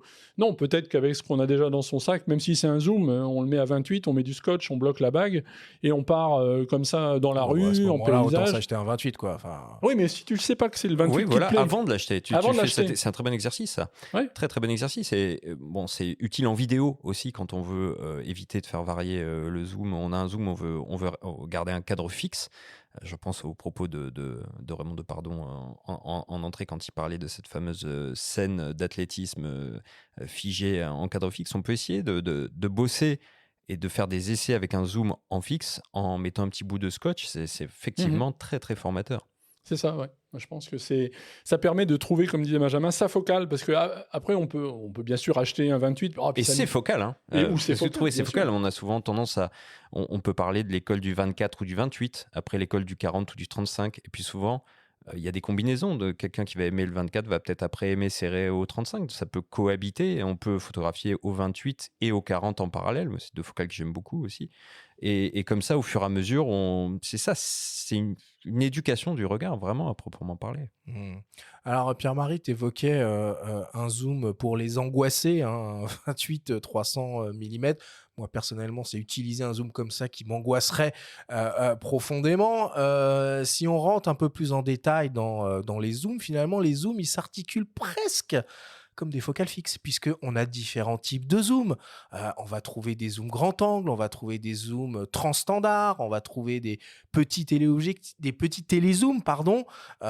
des super télézooms. Est-ce que tu peux nous donner un peu des exemples comme ça de modèles de zoom qui rentrent dans chacune de ces catégories? Alors, si on regarde actuellement, parce que la technologie optique a énormément progressé depuis 20 ans, Il y a 20 ans, si on parle le zoom central, on va dire le zoom que les gens vont utiliser dans 90% des cas, c'est le transstandard qui démarre du grand angle qui, il y a 20 ans, était un 35 mm et allait jusqu'au 80 mm. Donc un petit téléobjectif avec une ouverture moyenne, on va dire, de f4 ou f5.6. Avec le temps, la technologie optique a progressé, les lentilles moulées, les conceptions assistées par ordinateur de lentilles, d'objectifs, de formules optiques. Le 35 est devenu un 28, le 80 est devenu un 105. Et puis avec le temps, maintenant, on arrive plutôt sur du 24. Et puis à l'autre bout du range, on est à 120. Donc on obtient des zooms qui sont des 24-120 qui permettent déjà de faire 100% des photos si on part du principe qu'on va faire tout avec ces focales-là. Donc ça, c'est le zoom qui est au centre, on va dire, d'un équipement normal ou d'un équipement standard. Déjà, pour un amateur qui est expert, qui veut déjà faire plein de choses, le 24, le zoom transstandard avec 24-70, 24-105 ou dans ces focales-là. Sachant que pour compléter ce que tu dis, par transstandard, ça veut dire zoom qui couvre la focale standard de 50 mm. Bien sûr, par exemple, un 24-35 ne va pas être considéré comme un transstandard, mais un 24-50... oui, va rentrer dans cette catégorie. Voilà. On englobe la focale standard de 50 dans l'appellation. Et puis on a aussi donc les zooms grand angle, voilà, pour les férus de paysages, de reportages ou des choses comme ça. Alors moi je pense typiquement à un 14-24 mm, voilà. membre fondateur de la sainte trinité des zooms à f2.8 constant. Alors chez Sigma, voilà, ils proposent le 14-24 de 8, le 24-70 de 8 et ils viennent enfin d'annoncer il y a quelques jours, il y a quelques semaines, l'arrivée du 70-200 de 8. Alors, tous les constructeurs, ils ont cette trinité-là. Donc, les zooms grand angle, les zooms transstandard, les petits télézooms, les 70-200. Puis après, on a les machines de guerre, là, les 150-500, 150-600, les 100-400, les trucs comme ça, quoi. Mais tu parles du 70-200 Sigma, ils ont aussi lancé un 10-18 grand angle pour APS-C. Ah oui, qui est une excellente optique, minuscule.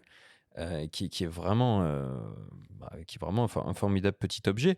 Donc oui, il y a beaucoup de choses. Canon vient de sortir un étonnant 10-20 mm en sériel, très impressionnant aussi. En zoom grand angle. En zoom grand angle, ouais. Donc il y a un large choix là aussi.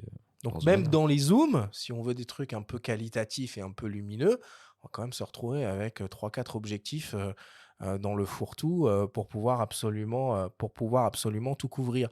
Et on l'a déjà un tout petit peu évoqué, c'est assez rigolo quand même de le souligner, il y a certains constructeurs sur certaines optiques qui marketent finalement comme si c'était une série de focales fixes tout en un.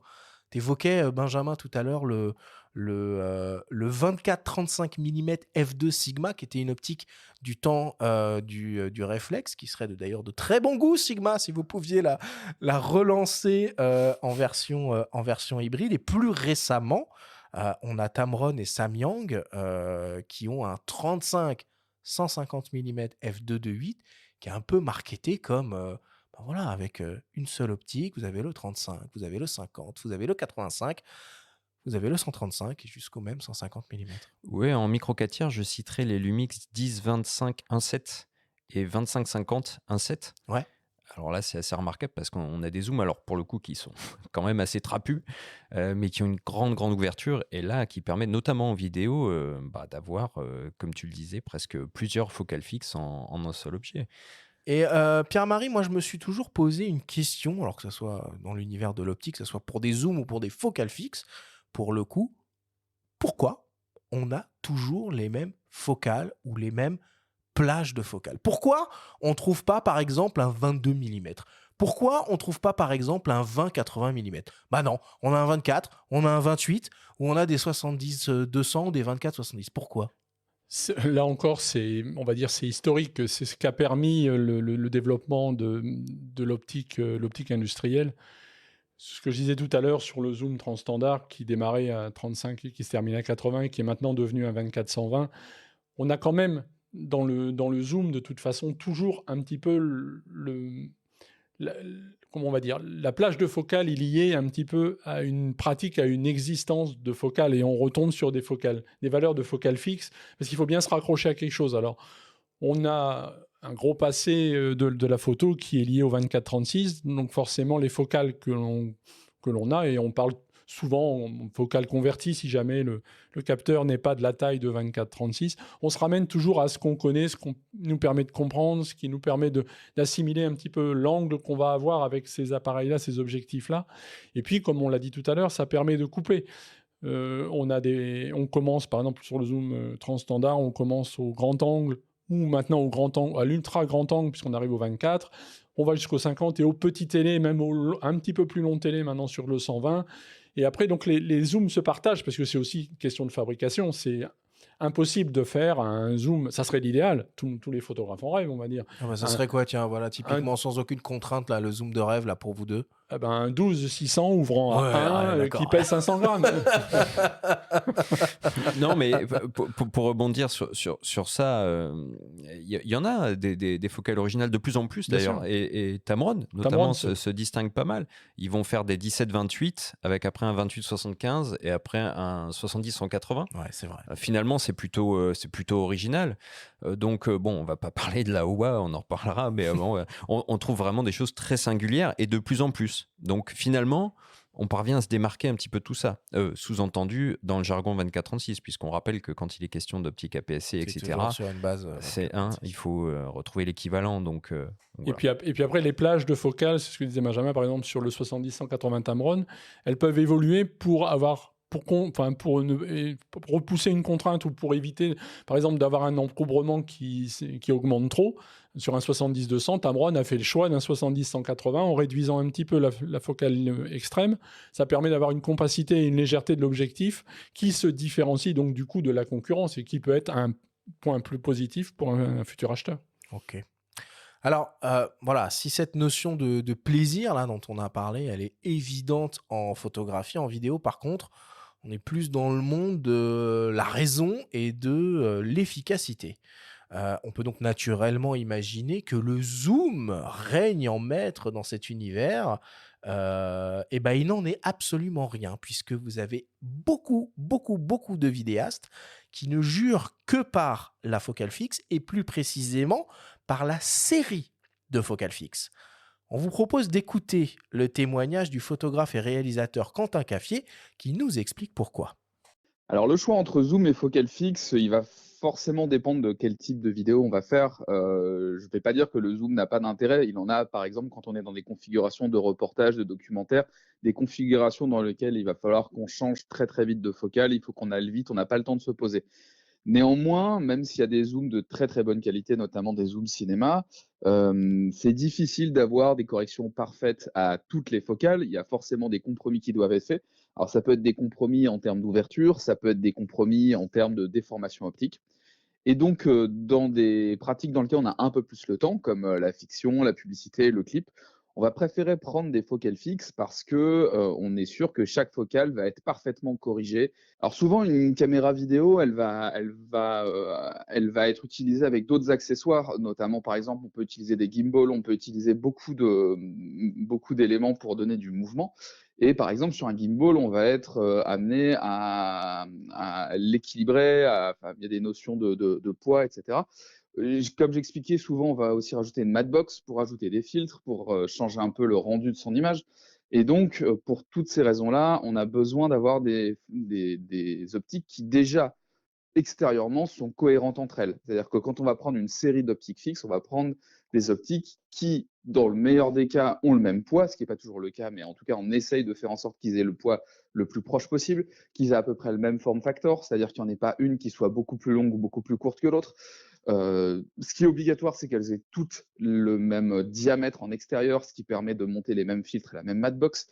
Donc voilà, déjà, c'est des éléments qui font que, du coup, on va pouvoir les adapter plus facilement. Et il y a aussi la question de la cohérence du rendu. Chaque optique, elle a vraiment son rendu. C'est pas qu'une question d'ouverture, c'est aussi la manière dont elle va rendre les couleurs, la manière dont elle va restituer le contraste, la manière aussi dans laquelle elle va, par exemple, avoir du flair ou plein d'éléments qui étaient considérés comme étant des défauts, mais qu'on va rechercher aujourd'hui pour avoir une image qui est un petit peu plus stylisée. Alors, finalement, cette notion de cohérence de rendu, bon, elle est particulièrement importante en vidéo, elle l'est aussi d'une certaine façon en photo. je me pose une question. Si on prend un 50 mm 1.4 Art Sigma, qu'on le cale à 2.8, qu'on fait une photo et qu'on fait la même photo avec le 24-70 mm 2.8, toujours chez Sigma, calé à 50 mm, est-ce qu'on a la même chose? Alors, ça dépend ce que tu appelles la même chose. Bah, le même rendu esthétique, voilà.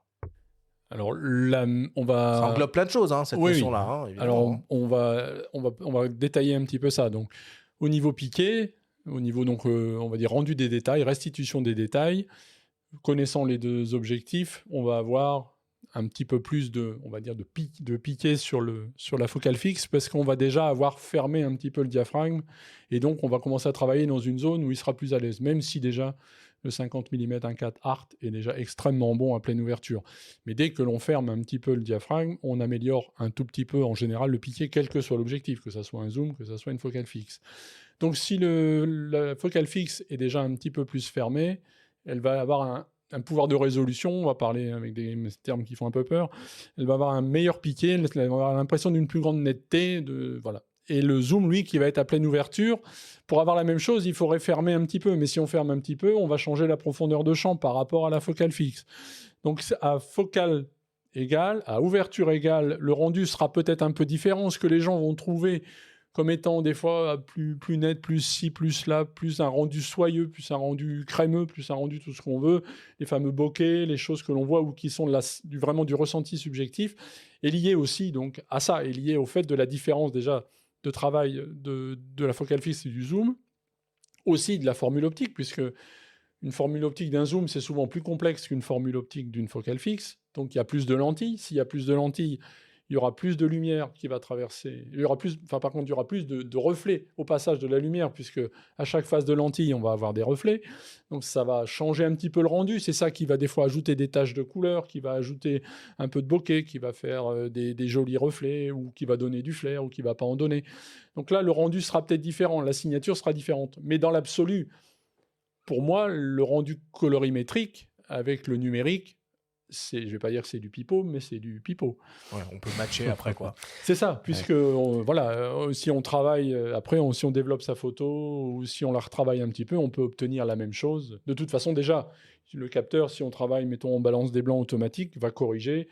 Et si même un objectif avait un rendu bleu et puis l'autre un rendu rouge, avec la balance des blancs automatique, le capteur va tout caler et on va avoir un rendu qui sera normal et moyen sur les deux objectifs. Ah, mais c'est très important ce que tu viens de dire, parce qu'en fait, souvent, on a tendance à se restreindre au piqué ou Bien sûr. à la restitution de détails d'une optique. Et toi, tu viens de parler de signature, avec tout ce que ça englobe. Et ça explique pourquoi aussi, même en vidéo, on a souvent un intérêt pour les optiques d'un autre temps, etc., qui ont vraiment une signature très particulière et qui va éviter toute comparaison, en fait. Bien sûr. Quelle que soit la focale. Et ça, c'est vraiment très important à garder à l'esprit, quoi.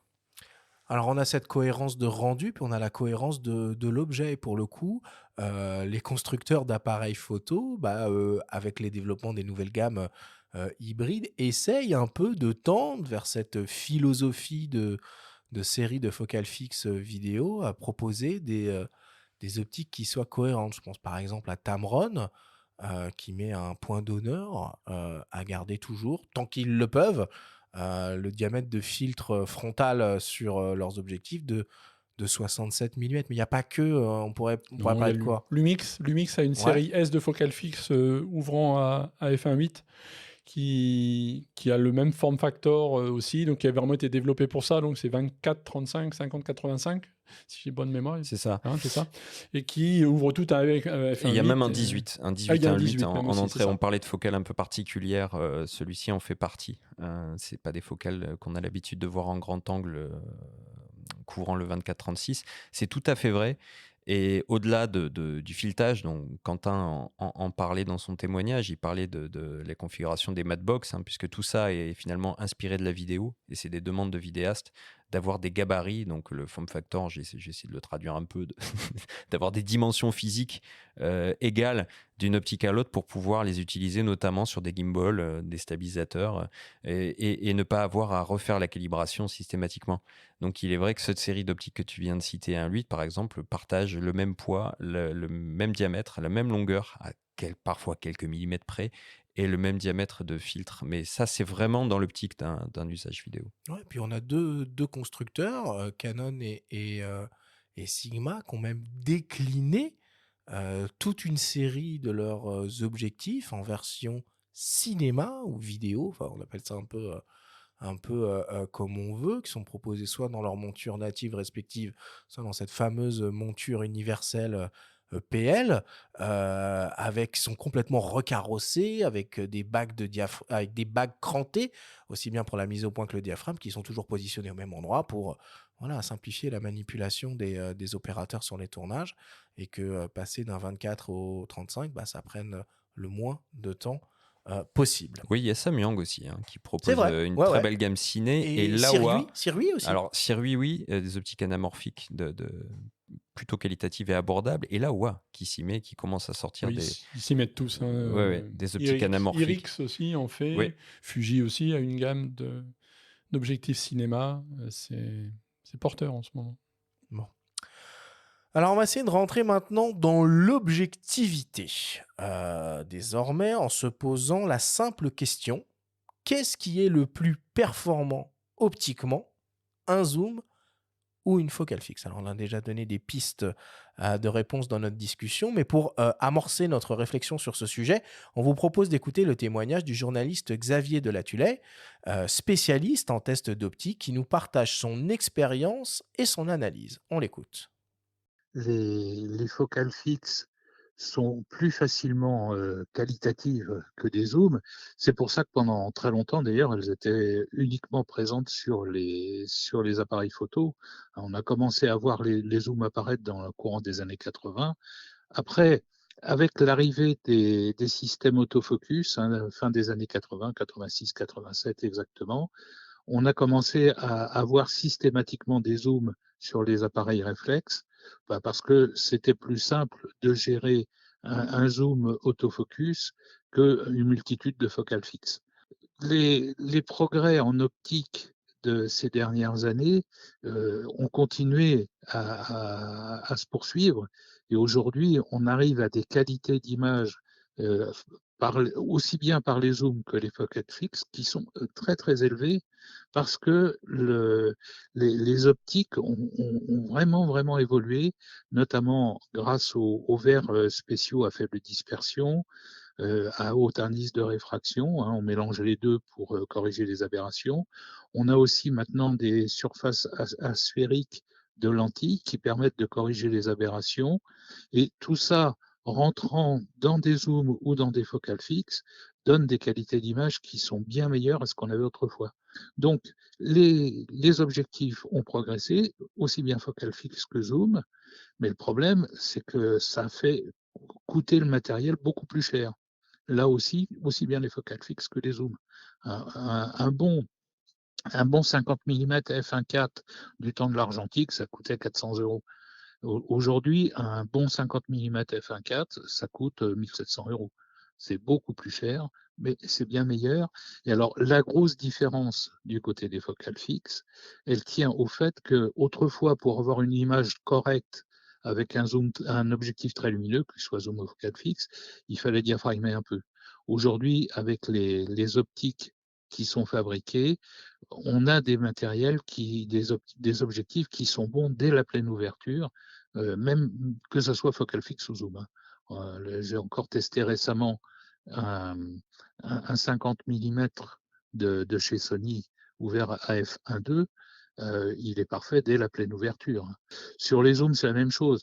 Simplement, les zooms sont forcément moins lumineux que des focales fixes équivalentes, parce que sinon, ça ferait des objectifs beaucoup trop lourds et beaucoup trop chers à utiliser.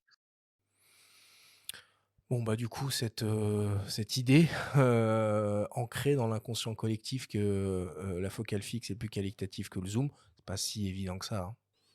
Non, c'est vrai que Xavier a raison sur l'optique moderne a vraiment changé les choses, quoi. Les formules optiques n'ont plus rien de compréhensible. Si avant, un 50 mm ou même un 35 pouvait être ce qu'on appelait un Gauss ou si malheureuse petite lentille, on arrivait presque à refaire le chemin optique sur sa feuille Là, maintenant, je défie quiconque dans une formule, même d'une focale fixe, de trouver par où vont passer les photons, hein. Moi, tracer le chemin optique, j'y arrive pas, hein. Donc, bon. Non, mais blague à part, je pense que c'est ça qui a vraiment progressé. Il a raison. Les objectifs, les focales fixes sont un peu meilleurs lorsqu'on ferme le diaphragme. Mais on est pratiquement au même niveau, on va dire, si on prend au-delà de 5-6, le niveau n'a pas vraiment monté, ou légèrement monté, mais la grosse différence, c'est aux grandes ouvertures. Là, elles sont vraiment utilisables à plein, dès la grande ouverture, avec on va dire, le problème ou la chose qui fait apparaître, c'est que comme elles sont super bonnes à pleine ouverture, on n'a plus les défauts qui, dans le temps, nous faisaient rêver ou qui nous donnaient des images différentes, qui donnaient donc la signature de l'objectif, justement le fait d'avoir des défauts optiques qui lui donnaient une signature et qui lui donnaient donc son caractère que l'on pouvait rechercher pour un type d'image, pour du portrait, avoir les angles qui sont un petit peu barrés dans tous les sens, avec des couleurs qui partent dans tous les sens, ça pouvait apporter une certaine plus-value à l'image pour celui qui savait l'utiliser. Alors après, bon, on va quand même pas regretter que les objectifs soient utilisables à pleine ouverture, mais ça a changé un petit peu la donne. En plus, ça veut dire qu'il faut être très précis au niveau de la mise au point aussi. Ah, Là, par pour contre, le coup, c'est sûr. Ça pardonne pas. Mais c'est le cas. Bon, ici, tu es le 51.2 de Sony. Là, on peut faire confiance aux derniers algorithmes AF de Sony, notamment la 7R5, pour avoir des mises au point vraiment comme il faut. Mais il dit aussi quelque chose de très vrai, Xavier, c'est la hausse tarifaire qu'il faut quand même signaler parce qu'elle est manifeste. C'est vrai que quand on pouvait commencer avec un petit 51.8 en réflexe, acheté entre 150 et 200 euros, c'est vrai qu'aujourd'hui, pour se faire plaisir avec une focale fixe lumineuse de qualité, il faut quand même investir et ça, c'est un petit peu dur, quoi. Oui, c'est vrai que la seule marque qui est revenue là-dessus un petit peu, c'est Canon avec son RF 50-1.8 là, pour ses hybrides, qui a sorti un 50-1.8. Alors, il est pas à 150 euros comme on l'avait dans le temps, au moment des réflexes, mais là, il est à 200. Il est à 1.8 et il est à 230 ou 240 euros. Ça reste quand même abordable avec une qualité qui est vraiment, là aussi, grâce au progrès de l'optique, c'est ça aussi qu'il faut voir. C'est que les focales qui étaient moins chères, qui étaient économiques avant, ont progressé aussi. Et donc, bien sûr, les tarifs ont vraiment augmenté, mais je pense que c'est une question aussi après de volonté des constructeurs. Nikon a ressorti là récemment un petit 26-2.8, un 28-2.8. Ils sont pas trop chers, c'est des optiques. Les 40 f2 voilà, qui sont effectivement des bonnes optiques, mais avec des constructions qui restent un petit peu légères. Moi, j'avoue que, par exemple, Fuji, qui a toute une série de focales fixes, un petit peu premium avec des bacs de diaphragme, des constructions un petit peu en métal, des pare-soleils systématiquement et une haute qualité optique. Là, je peux comprendre que le prix soit un petit peu plus élevé. Je vais vous donner des petits exemples. Pour le coup, on va parler d'un 85 mm, qui est pour le coup une focale à portrait qui fait rêver beaucoup de monde. Si on veut quelque chose de très lumineux, on va dire en dessous de 1.8. Chez Nikon, il y a un modèle 1.2 qui existe. Alors accrochez-vous, 3350 euros l'optique. Chez Sony, il y a un modèle 1.4 G Master moins cher, mais bon, quand même 1900 euros à sortir. Chez Sigma, un modèle 1.4 beaucoup plus abordable, 1100 euros. Et chez Canon, un modèle 1.2 à 3200 euros. C'est des prix quand même qui sont plus que élitistes. Alors, chaque constructeur, généralement, ils essayent d'avoir 2 versions de ces focales fixes un peu emblématiques. Donc, des modèles comme ça là, qui font rêver totalement inabordables et des modèles un petit peu moins lumineux qui ouvrent un 1.8 ou qui ouvrent un 2. Voilà, qui tournent après, grosso modo, selon les marques, selon les moments, aux alentours de 600 euros. Donc, c'est très cher. Les focales fixes de dernière génération, mais les zooms aussi sont extrêmement chers. Prenez l'exemple d'un 24-70 mm 2.8, qui est quand même le zoom qui fait rêver beaucoup de monde. Pour trouver en dessous de 2000 euros, faut s'accrocher, c'est pas compliqué, c'est pas possible. En tout cas, sur les optiques officielles en full frame, il n'y a que Sigma et Tamron qui, pour le coup, proposent des choses un petit peu plus abordables. Et Samyang, 1200 euros pour le modèle Sigma et 880 euros pour le modèle Tamron. Comment on peut justifier ce grand écart stratosphérique entre, prendre l'exemple de la monture Sony E, un 28-75 mm f2.8 G2 Tamron à moins de 900 balles et le modèle G Master 2 chez Sony à 2400 €. Alors la différence, elle vient, comment on pourrait couper? On va dire que le modèle ouvrant à 1.2, le modèle luxe est vendu trop cher et le modèle... Ah non, les deux ils sont à 2.8 là. Les deux ils sont à 2.8, je te parle des 24-70 là. Alors là, après, ça c'est des volontés de constructeurs, hein. Il y a, Quand même. je pense que les grandes marques on est sur un marché de la photo qui a énormément réduit en valeur et en nombre. Donc, si avant, ils pouvaient amortir, on va dire, leur objectif sur, je ne sais pas, mettons 10 000 ventes, maintenant, il va falloir l'amortir, donc amortir toute la recherche qui est derrière sur, mettons, 5 000 ventes parce que le marché s'est copieusement réduit. Ça peut justifier. Alors après, il y a aussi le fait que ces objectifs-là font rêver. Ils savent que de toute façon, malheureux à dire, mais même s'ils les mettaient 500 € moins cher, ils n'en vendraient pas plus. Donc, il y a un engouement autour de ces focales. Les gens achètent aussi ces focales parce qu'elles font rêver, parce que ce n'est pas l'objectif de monsieur tout le monde. C'est aussi ça. C'est aussi, on achète un petit peu de rêve, on achète du plaisir, on achète des choses. Et là, les constructeurs l'ont bien compris. On est les premiers responsables aussi, hein, les photographes. Si on rêve devant un 1.2, moi, quand j'ai commencé la photo, j'avais un 85-2, ouvrant à 2, mise au point manuel. Et puis, je m'en contentais, il marchait bien, j'en étais content. Et voilà, maintenant, il y avait le 85 1.4 qui me faisait rêver, mais je ne l'ai jamais eu, parce que je n'avais pas les moyens, en plus.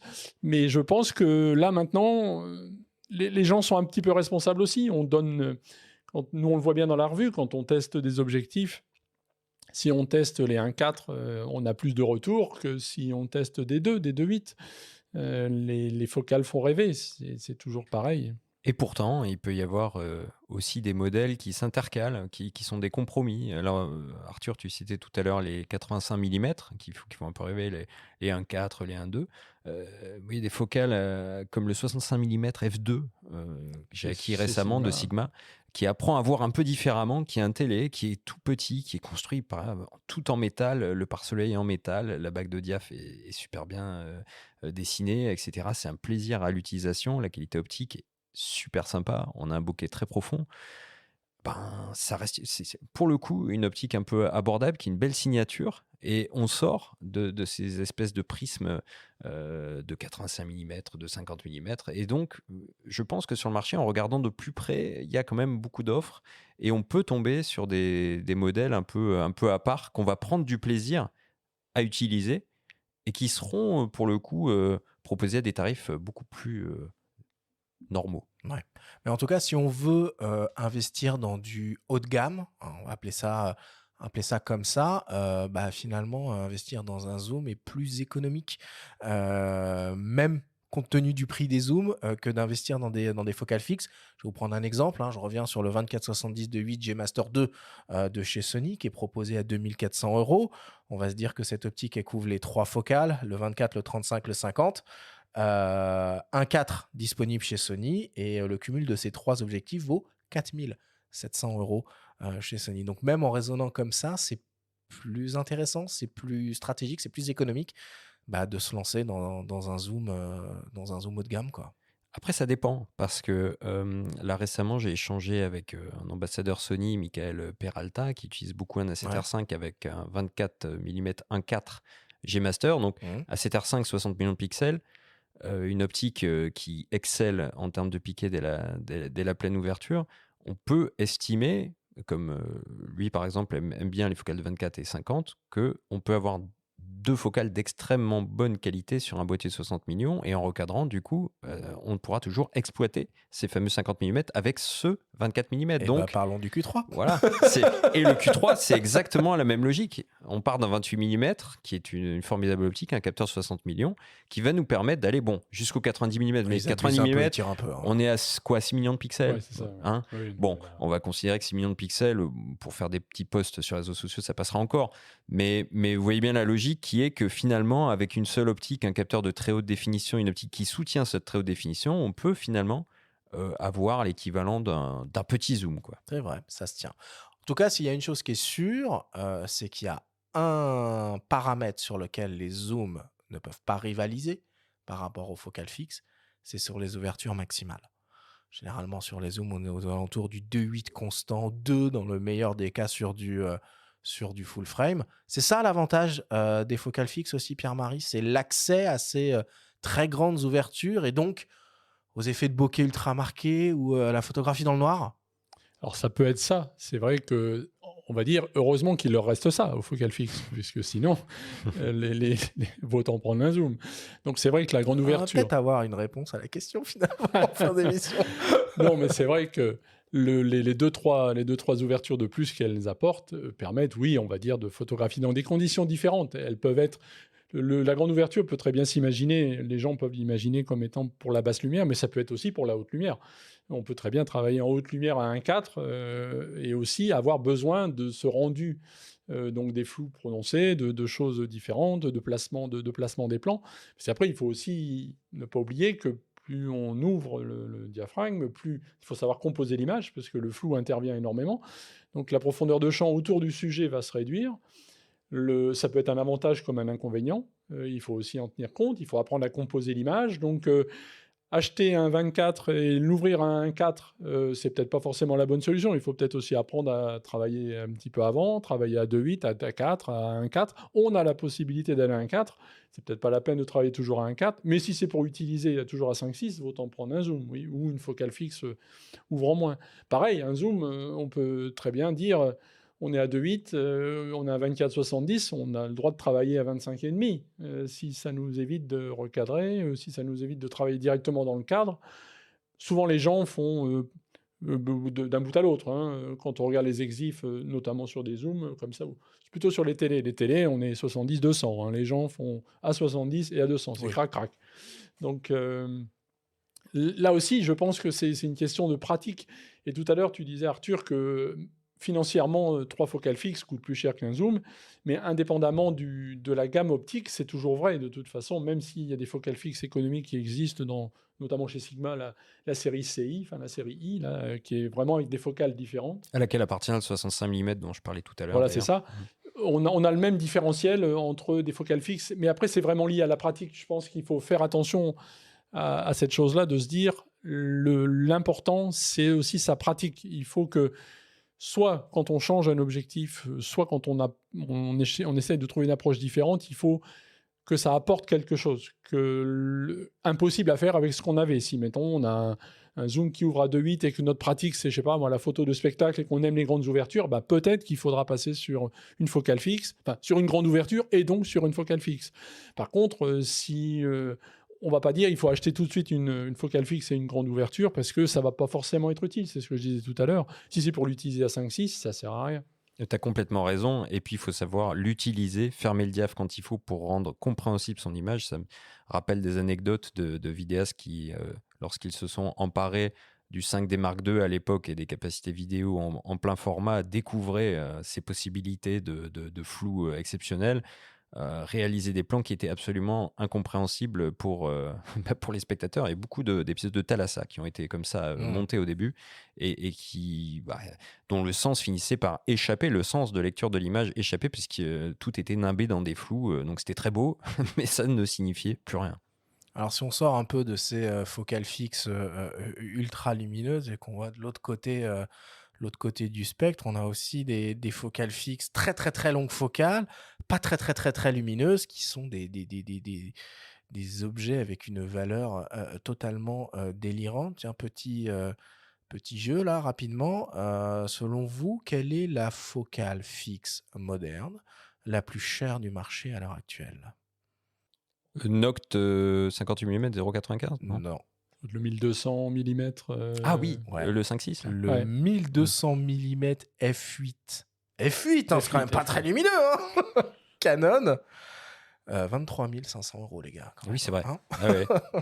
Si on passe au 800 mm f5.6, ça reste quand même 20 000 €. Et puis sur les 600 et 400 mm, on est aux alentours de 13 15 000 €. Enfin, bon, là, bon, de toute façon, on va pas débattre là-dessus. C'est des trucs complètement exceptionnels. À part, il n'y a pas vraiment de réflexion plus que ça à avoir sur ces objectifs-là. Bon, Alors, pour terminer un peu notre analyse et notre raisonnement, on va parler, marché, budget sur cette question, focale fixe ou zoom.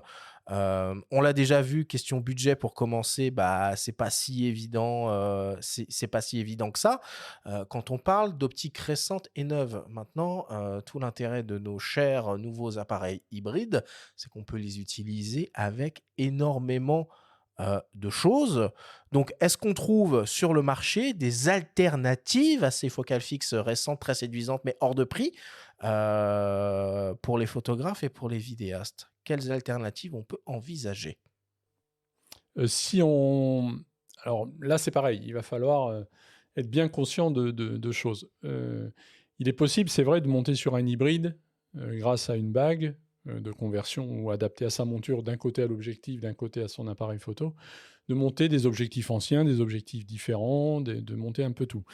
Il faut savoir qu'on entre dans un monde où là, c'est pas du bricolage, mais c'est tout à la main. C'est-à-dire que on perd tous les... Mais pas que, pas que. Regarde, si tu prends un hybride Canon, un hybride Nikon ou un hybride Sony, tu as ces merveilleuses bagues d'adaptation actives Oui, qui nous permettent d'utiliser des optiques réflexes qui sont pas si vieilles que ça, qui décotent à vue d'œil et qui sont disponibles en quantité industrielle sur le marché de l'occasion. Ça peut être une bonne approche de faire ça. oui, mais la bague est quand même chère. Ouais. Et puis en plus, il y a souvent des problèmes de compatibilité parce que ça met en lien des objectifs qui étaient du monde du réflexe sur un monde plus moderne de l'hybride. La marque va pas assurer, déjà avec ses propres objectifs. Des fois, il y a des limitations. Quand on monte, par exemple, un Canon ou un Nikon sur un hybride récent, si on intercale une bague entre l'objectif pour réflexe et l'hybride Oui, on pour rajoute des compenser le trucs, tirage, quoi. Ouais. on perd un petit peu des fois des trucs d'AF, on perd des fois un petit peu La de... stab aussi. Ça a été une béquille au début. On l'a bien senti. Il y a eu un pont qui a été fait. Les marques ont essayé de faciliter la transition vers l'hybride en proposant notamment au début avec leur boîtier des bagues gratuitement offertes. Mais il y avait une raison, c'est que les gammes optiques étaient naissantes, elles n'étaient pas encore abouties, pas assez homogènes. Donc c'était un facilitateur de transition. Maintenant, conseiller des bagues, moi perso, j'en reviens de plus en plus finalement et je suis de moins en moins séduit là. J'ai essayé récemment le ZF avec des optiques AIS avec une bague FTZ. Bah, on perd même le charme du design finalement parce que la bague est tellement Ouais. large et tellement On importante perd le plaisir. qu'on perd une partie du plaisir. Et donc tout ça devrait en revanche plutôt inciter les constructeurs à nous faire retrouver ce plaisir au travers des futures optiques en retrouvant des ingrédients qui ont participé à ce plaisir. À commencer par les Bon. bagues de diaph en l'occurrence. Alors, on oublie ce côté objectif réflexe. Si on sort des optiques officielles, entre guillemets, qui sont très très chères, on peut se tourner vers les constructeurs tierces. Les deux plus connus sont naturellement Sigma, Tamron, mais on peut citer aussi Samyang, qui propose des optiques modernes avec tout ce qu'il faut là où il faut, que ce soit en ouverture, en qualité optique, en caractéristiques techniques. C'est des optiques autofocus, machin. Bon, voilà, c'est pas donné non plus, mais c'est quand même un petit peu plus abordable. Et après, je te rejoins. L'hybride est tout à fait utilisable en mise au point manuel. Et là, ça ouvre le champ des possibles quasiment infini, quoi. C'est vrai que l'hybride a apporté cette facilité d'utiliser des anciens objectifs complètement ésotériques. Puis il y a forcément une bague de conversion pour l'adapter à son appareil. Il existe toujours une bague de conversion. C'est Ça ça. pourrait être un slogan, ça. C'est ça. À partir du moment où l'objectif a une bague de diaphragme, donc qui permet donc de régler l'ouverture, une bague de mise au point qui permet de faire la mise au point, on peut la monter sur un hybride moderne. Ça peut être une solution déjà parce qu'on peut trouver en occasion des objectifs qui font rêver, qui sont des fois, comme tu disais Arthur tout à l'heure, qui ne sont plus intéressantes parce que les gens, c'est pour des réflexes ou c'est pour autre chose, ou ça n'intéresse plus, donc elles sont vendues à vil prix en occasion. Ça peut être une façon de découvrir les choses, mais c'est vrai que là, c'est mise au point à la main. Alors, on a des aides, c'est vrai que par rapport aux réflexes, c'est pas comparable, quoi. on dispose de la loupe, on dispose du focus picking. Je me rappelle, tu sais, à l'époque du réflexe, quand on faisait des tests, il y avait Zeiss qui sortait, c'était les Otus, des espèces de merveilles d'optique et tout, machin, des optiques qui ouvraient à à f1.4 et je me rappelle sur un salon, le gars me présentait, je crois que c'était un 85 mm 1.4 au-dessus, c'est un mec de Zeiss, tu vois, j'ai dit bah, super, c'est inutilisable. Mais non, qu'est-ce que tu racontes, c'est piqué, tout. Je fais bah, vas-y là, fais-moi une photo nette à 1.4 là, à main levée tout de suite. Évidemment, il n'a jamais réussi. Non, mais c'est sûr que c'est. Mais là encore, c'est une pratique, ça peut faire partie du plaisir d'utiliser des optiques différentes. Alors, évidemment, et c'est pas forcément limité à la photo posée, à l'architecture ou à la macro ou à autre chose. On peut très bien faire de la photo de sport. Avant la F, on faisait de la photo de sport. Raymond Depardon pourrait en témoigner, je pense. Il suffit de. Il y a des techniques. On fait la prémise au point à l'endroit où va passer le sportif. Bien sûr, il y a des déchets, il y a des ratés. Mais en plus, on a l'avantage avec le numérique que ça coûte rien. On efface la photo, on attend le tour suivant et le sportif repasse. Donc là non plus, c'est pas une contrainte, c'est une façon différente de pratiquer. C'est pas forcément la plus adaptée aux débutants, parce que c'est vrai que il faut déjà maîtriser un petit peu l'univers photographique. Et si en plus il faut commencer à aller faire la mise au point à la main, travailler, même si on a des aides, c'est quand même pas forcément spontané. Mais c'est faisable. Ça peut faire partie de ce fameux plaisir. C'est ça. Non, puis il faut parler quand même, parce que là on parle de marque tierce pour parler d'optique abordable, mais il y a aussi au catalogue de certains fabricants, notamment chez Canon, il y a des espèces un peu singulières. Je pense aux 600 ou 800 mm à ouverture fixe. Oui, c'est vrai. Où là c'est un autre exercice, un peu une autre contrainte finalement, qui impose de photographier et filmer plutôt dans de bonnes conditions de luminosité, mais je trouve que c'est plutôt bien vu parce que pour le coup, on peut s'essayer à de longues focales pour un tarif en dessous du millier d'euros. Évidemment, tout ça se tient principalement, tout ce raisonnement se tient principalement sur les focales fixes, sur les zooms. Malheureusement, c'est un petit peu plus compliqué. Bon, on a abordé énormément de points, d'aspects, de sujets. Je ne pense pas qu'on puisse donner une réponse ferme et définitive, zoom ou focale fixe. En tout cas, j'espère qu'on vous a donné des éléments de compréhension et de réflexion autour de cette problématique-là. Merci Pierre-Marie d'avoir partagé toutes tes connaissances et toute ton analyse sur ce sujet-là avec nous. On va clore le débat sur ces mots et on passe à la suite avec le débrief.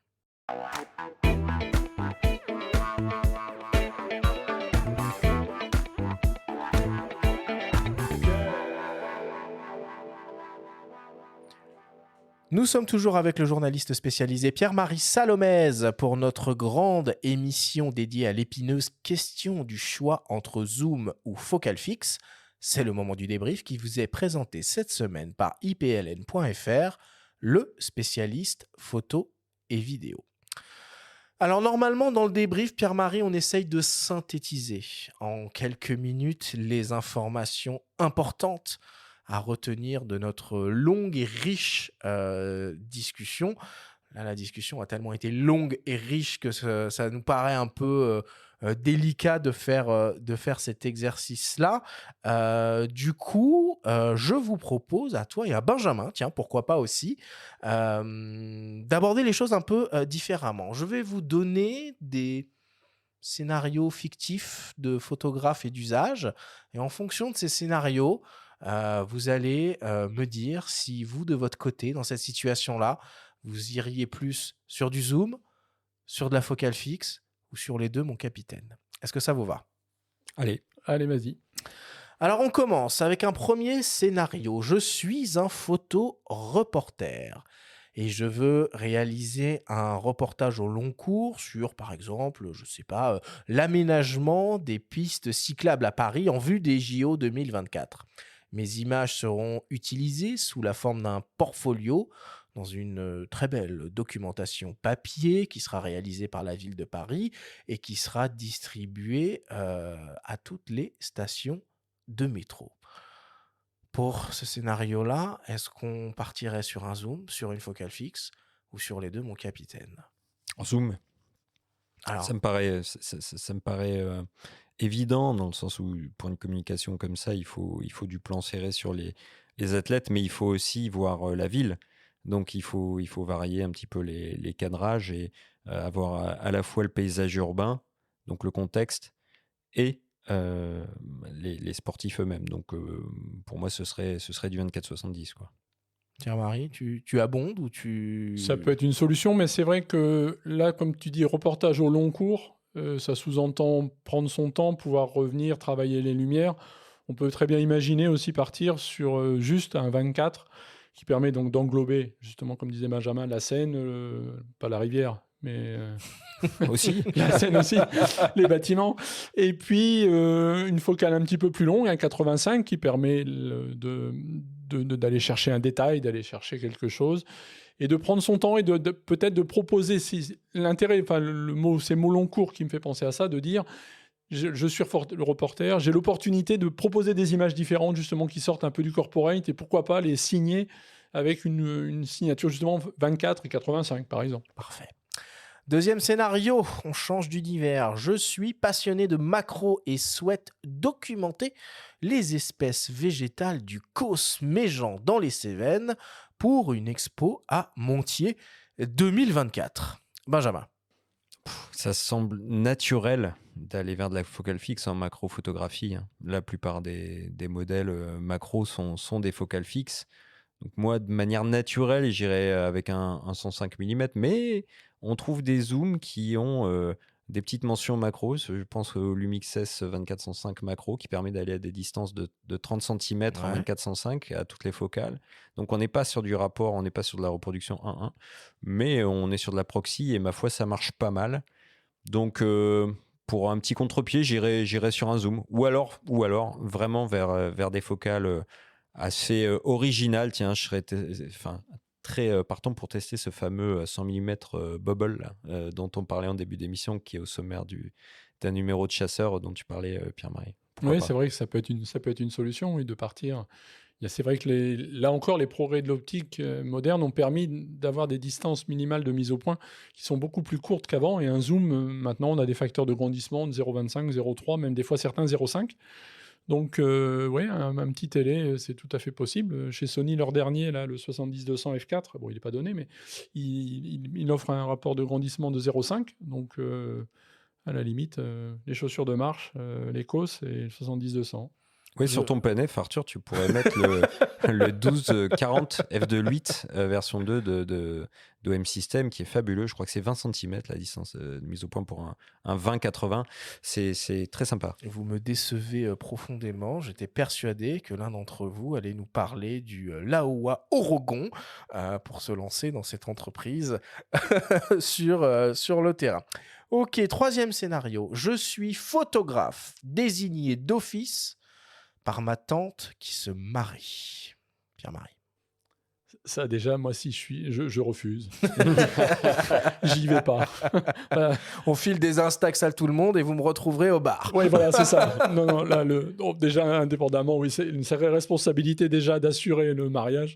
Donc là, voilà, si le photographe se sent d'y aller, là, moi, j'y vais avec un zoom 24-70 et j'assure, j'essaye de faire le plus plaisir à tout le monde. Je ne vais pas faire original. Il n'y aura peut-être pas de signature dans mes images. Je ne serai peut-être pas le plus grand photographe de mariage de l'année. Mais je vais essayer de faire plaisir à Tata et aux cousines. À Tata Suzanne, si tu nous entends. Tata Suzanne, elle aura les photos, voilà, où on se voit tous dessus, on est tous dessus. Il faut avoir tout le monde. C'est une journée, ça doit être l'enfer pour le photographe qui accepte ça. Quand on voit quand c'est leur métier, le stress que c'est. Donc j'y vais avec un 24-70. Voilà. Si je suis en deuxième photographe, par contre, si on me demande en plus du pro, là, pourquoi pas? Là, j'y vais avec une focale fixe et puis je me dis, je fais que des portraits. Je prends mon 85 et je fais que des portraits. Ou je bloque ma focale sur mon zoom, c'est pas grave.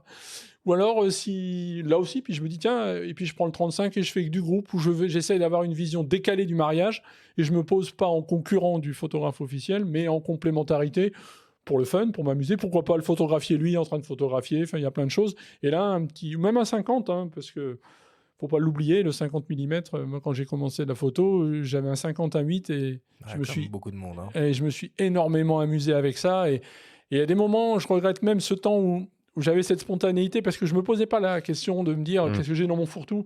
J'ai mon 50 et après j'avais acheté un 135 et j'ai fait 10-15 ans de photos avec ces deux objectifs-là, 50-1.8, 135-2.8. Et je me suis vraiment éclaté. Et il y a des moments, je me dis, mais le plaisir, et je l'avais vraiment. Et là, des fois, je deviens angoissé, c'est ce que je disais au début, parce que je le disais pour les autres, mais c'est vrai pour moi aussi. Des fois, quand on en a plein le fourre-tout, on ne sait plus où on va. Donc, un 50, et même le mariage de Tata Suzanne, j'y vais avec mon 50 mm, et voilà, quoi. Moi, Allez. pour la petite histoire, mon premier taf professionnel, comme photographe professionnel, c'était photographe de plateau pour un film. Je l'ai fait avec un 300D, Canon 300D, et uniquement le 18-55 3556 qui était livré En kit. avec, et que j'ai usé jusqu'à la corne de la corne de la corne. Benjamin, le mariage, même chose. Moi, je seconderai du coup Pierre-Marie qui prendra le zoom et je me ferai plaisir.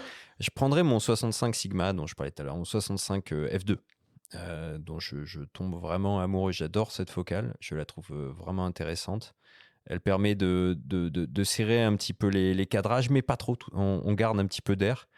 Et il y a une vraie signature sur l'optique. Donc moi, je m'amuserais avec ça. Et ça n'aurait pas été ça, j'aurais pris un 135. Un 135, un 8, quelque chose chouette. Sigma en a un, Sony en a un magnifique aussi, G-Master. Pour tenir à distance et laisser les gens évoluer de manière naturelle, spontanée. Donc pas des photos posées, du reportage sur le vif, en essayant pour Tata Suzanne, qu'elle soit contente à la fin, d'avoir vraiment tous les faciès, mais ce serait plutôt du télé, quoi. Bon, allez, encore quelques petits scénarios. On change d'univers. J'ai décroché la réalisation du nouveau clip de Stromae qui devrait signer son grand retour. Un drone, donc une focale fixe, un dernier Mavic avec un beau 24 mm, ça pourrait être sympa pour avoir toute la scène, toute l'ambiance. Ouais, définitivement. Pierre-Marie, si on est budget no limite en optique vidéo au cinéma, on va vers quoi? Alors On là, va vers du ingénieux, des trucs comme ça? oh, non, enfin, non. Enfin, j'en sais rien. Après tout, je dis non, mais c'est des marchés où les gens. Il y a un gros marché d'allocation là-dessus. Non, mais La la moindre vidéo, optique coûte voilà. $15 000, donc forcément, Donc il faut une forcément, valise. ça fausse un peu le truc parce que tout le monde va la louer. Et là, il y a du mimétisme, hein. C'est vrai que si certains l'ont fait avec celui-là, avec un ingénieux ou un autre, ou avec un Arriflex ou un machin, on le fait pareil. Donc, Pourquoi pas du GFX 102, hein, Oui. tu l'as Ah, testé, oui. Pourquoi pas, hein. Moi, je partirais sur du moyen format, je crois. Parce que la machine est très costaud en vidéo. Oui, oui. Ouais, bien sûr, elle est très, très quali en vidéo. Puis du coup, à un moment, quand on en a marre de tourner, on commence à faire des photos. Et là, à mon avis, ça claque. Ça marche. Allez, pour terminer, un dernier difficile. Je débute en photographie et je dois m'équiper avec un budget de 2 000 €. Tout compris, boîtier, optique. Bah, c'est facile. Ah bon, c'est facile. Ricoh GR3. Non, je plaisante. Je conseillerais surtout pas un Ricoh GR3 aux gens qui veulent Pour débuter. démarrer, non, c'est Non, peut-être pas pour démarrer. Pas pour démarrer. Oh non, mais bon, là, le choix est très vaste. Non, restons quand même dans le... Mais Sans rentrer dans une marque ou un modèle sur cette philosophie zoom ou focale fixe, et si oui, quel zoom ou quelle focale fixe. Ouais. Je te coupe là, Benjamin, mais je pense que tu prends le zoom du kit déjà. Tu l'as dit tout à l'heure, Arthur, hein, tu avais fait. 18-55, ouais. Voilà, si c'est en APS-C, un 18-55, ou même des fois, maintenant, un 15, ils arrivent. Là encore, merci les progrès de l'optique, on arrive à descendre un peu pour se faire la main, quoi, pour comprendre un petit peu comment ça marche, justement, trouver les optiques, la distance focale qui nous plaît le plus. Et puis, pas cramer tout le budget tout de suite, partir sur... même si c'est difficile, hein, en ce moment, c'est pas facile de trouver un appareil en dessous de 1 000 €. Les réflexes avaient ça de bon. Hein. Les réflexes, c'était quand même moins cher pour s'équiper. Ça va venir. Ouais. Moi, je regarderais du côté du XT3 avec le 18-55 f2.8 4 ouais. qui est WR. bien, ça. Il est aussi Stabilisé. EOIS, Ouais. donc il est protégé, stabilisé. Le XT3 l'est aussi, très abordable. Donc moi, j'irai là-dessus parce que ce fameux 18-55 f2.8 4, c'est finalement un des meilleurs transstandards pour débuter qui existe en termes de construction, de caractéristiques, de rendu. Et je pense qu'aujourd'hui, sur le marché de L'occasion, par contre, oui, ça ou sera même d'occasion. soit d'occasion, mais il faudra regarder s'il n'y a pas des kits qui restent neufs, ou peut-être le XT4 même a baissé de prix depuis que le XT5 est sorti. Mon avis, pour démarrer, c'est pas mal. Allez, on conclut là-dessus. Merci Benjamin et Pierre-Marie pour ces conseils avisés.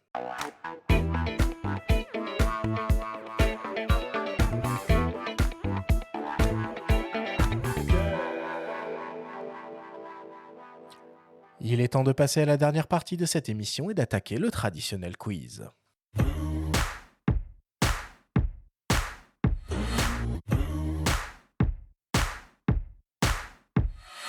Pierre-Marie, le principe du quiz est très simple. Nous avons reçu des questions de la part de nos auditeurs qui t'ont posées via notre compte Instagram, en lien ou non avec le sujet de cette émission. Nous en avons sélectionné quelques-unes et tu vas avoir seulement 30 secondes et pas une de plus pour tenter d'y répondre le plus clairement possible. As-tu bien compris la consigne ? Tout à fait. Alors, c'est parti. Première question qui nous vient de Claire Photographie. Il n'y a personne qui a déjà pensé à faire un 24-85 mm f1.4 constant pour clore une bonne fois pour toutes ce débat ?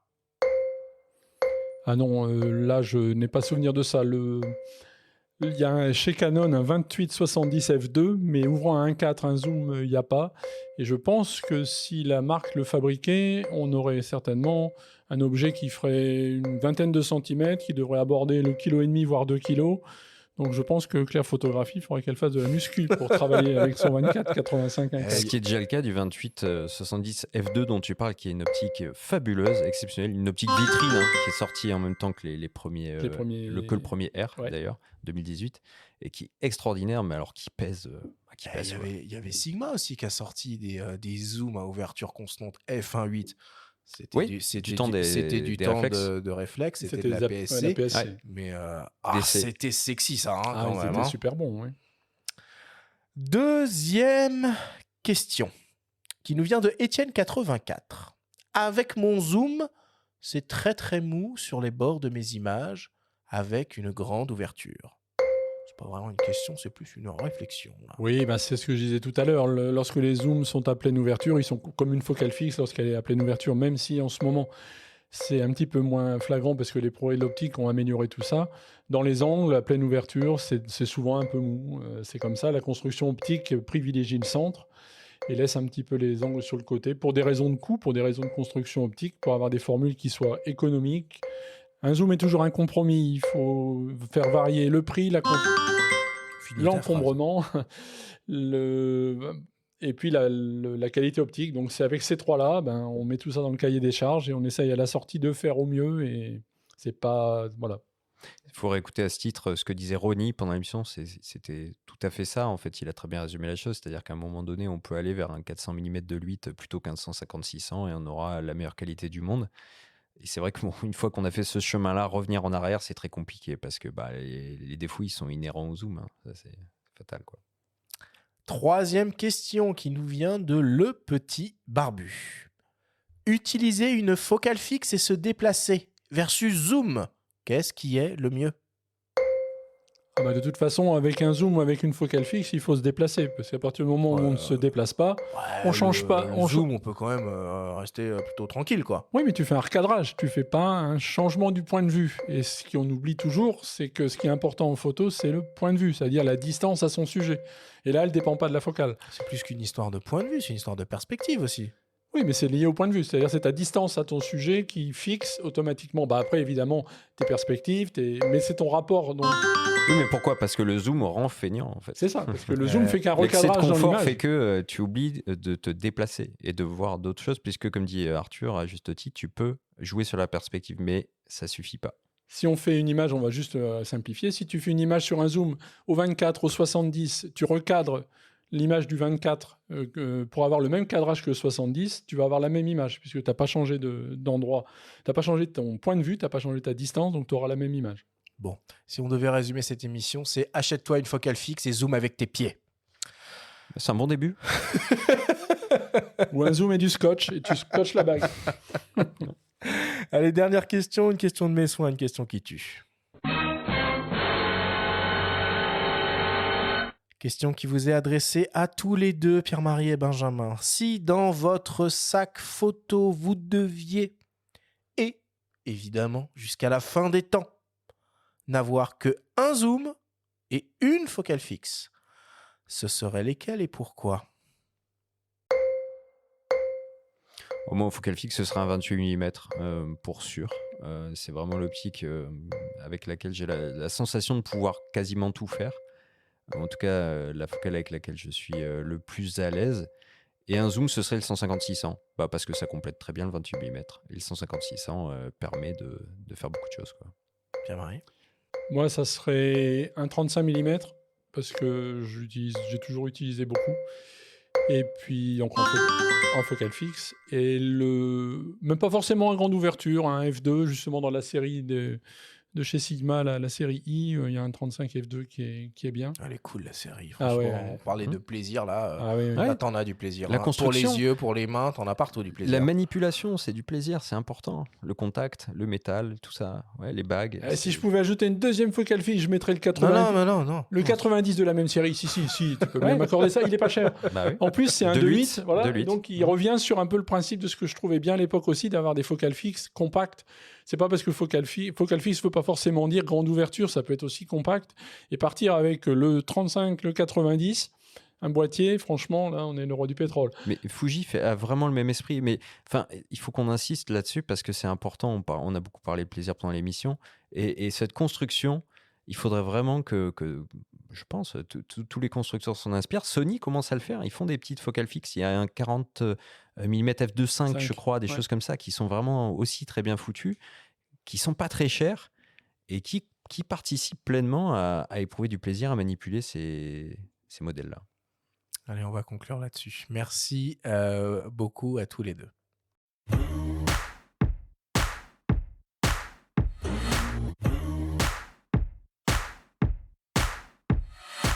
Nous voilà désormais à la fin de cette émission. Pierre-Marie, évidemment, c'était un plaisir de t'avoir avec nous dans notre studio. Merci beaucoup d'avoir accepté notre invitation. On l'a dit dans le Flash Actu, le dernier numéro de Chasseurs d'images est en kiosque depuis quelques jours. Vous êtes déjà en train de commencer à travailler sur le prochain. Ah oui. Qu'est-ce qu'on va trouver dans le prochain, Pierre-Marie ? Alors, il y aura un petit peu de tests, puisqu'il y a quand même eu un petit peu d'actualité là. Donc, il y aura les Sony Alpha 7, il y aura peut-être le ZF, si Nikon nous en trouve un testable. Qu'est-ce qu'il y aura d'autre ? Il y aura des objectifs. Il y a un petit peu de... Disons, on va tester la routine de l'actualité, et puis après, en images, je ne sais pas encore exactement ce qu'on a prévu, on ne sait pas encore. Le numéro vient juste de se terminer, chacun est dans sa réflexion, et on va mettre en commun, et on va bâtir le conducteur pour le suivant. Bon, et on va vous retrouver un Montier, j'imagine, Bien sûr. année. Donc, Montier, ça fait toujours partie des incontournables pour nous, notamment pour la rédaction de Natimage, qui y sera, pour serrer des pattes, et puis aussi pour regarder des images, si vous en avez à nous montrer. Bon, en tout cas, merci beaucoup d'être venu jusqu'à Paris pour enregistrer cette émission avec nous. La semaine prochaine, on reste une nouvelle fois dans la technique et on plonge dans le monde très complexe des formats vidéo. Nous retrouverons pour notre plus grand plaisir la réalisatrice Aurélie Gonin, avec qui nous allons absolument tout vous expliquer sur les formats vidéo pour faire le bon choix au moment de votre tournage et en fonction de votre projet. Merci à tous de nous avoir écoutés, prenez soin de vous et on se retrouve la semaine prochaine.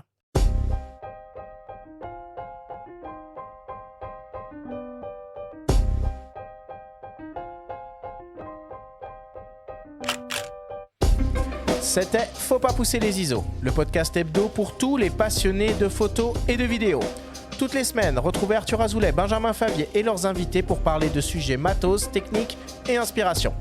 Cet épisode vous a été présenté par Sigma, fabricant indépendant d'objectifs et d'appareils photo 100% fabriqués au Japon. Abonnez-vous à notre chaîne et retrouvez l'intégralité de nos émissions depuis toutes les plateformes d'écoute comme Spotify, Apple Podcasts, Google Podcasts, Deezer, Amazon Music et YouTube. Si vous aimez notre podcast, n'hésitez pas à liker, à vous abonner et à nous laisser un petit commentaire. Rendez-vous jeudi prochain pour un nouvel épisode. D'ici là, faites de la photo et n'oubliez pas, faut pas pousser les ISO.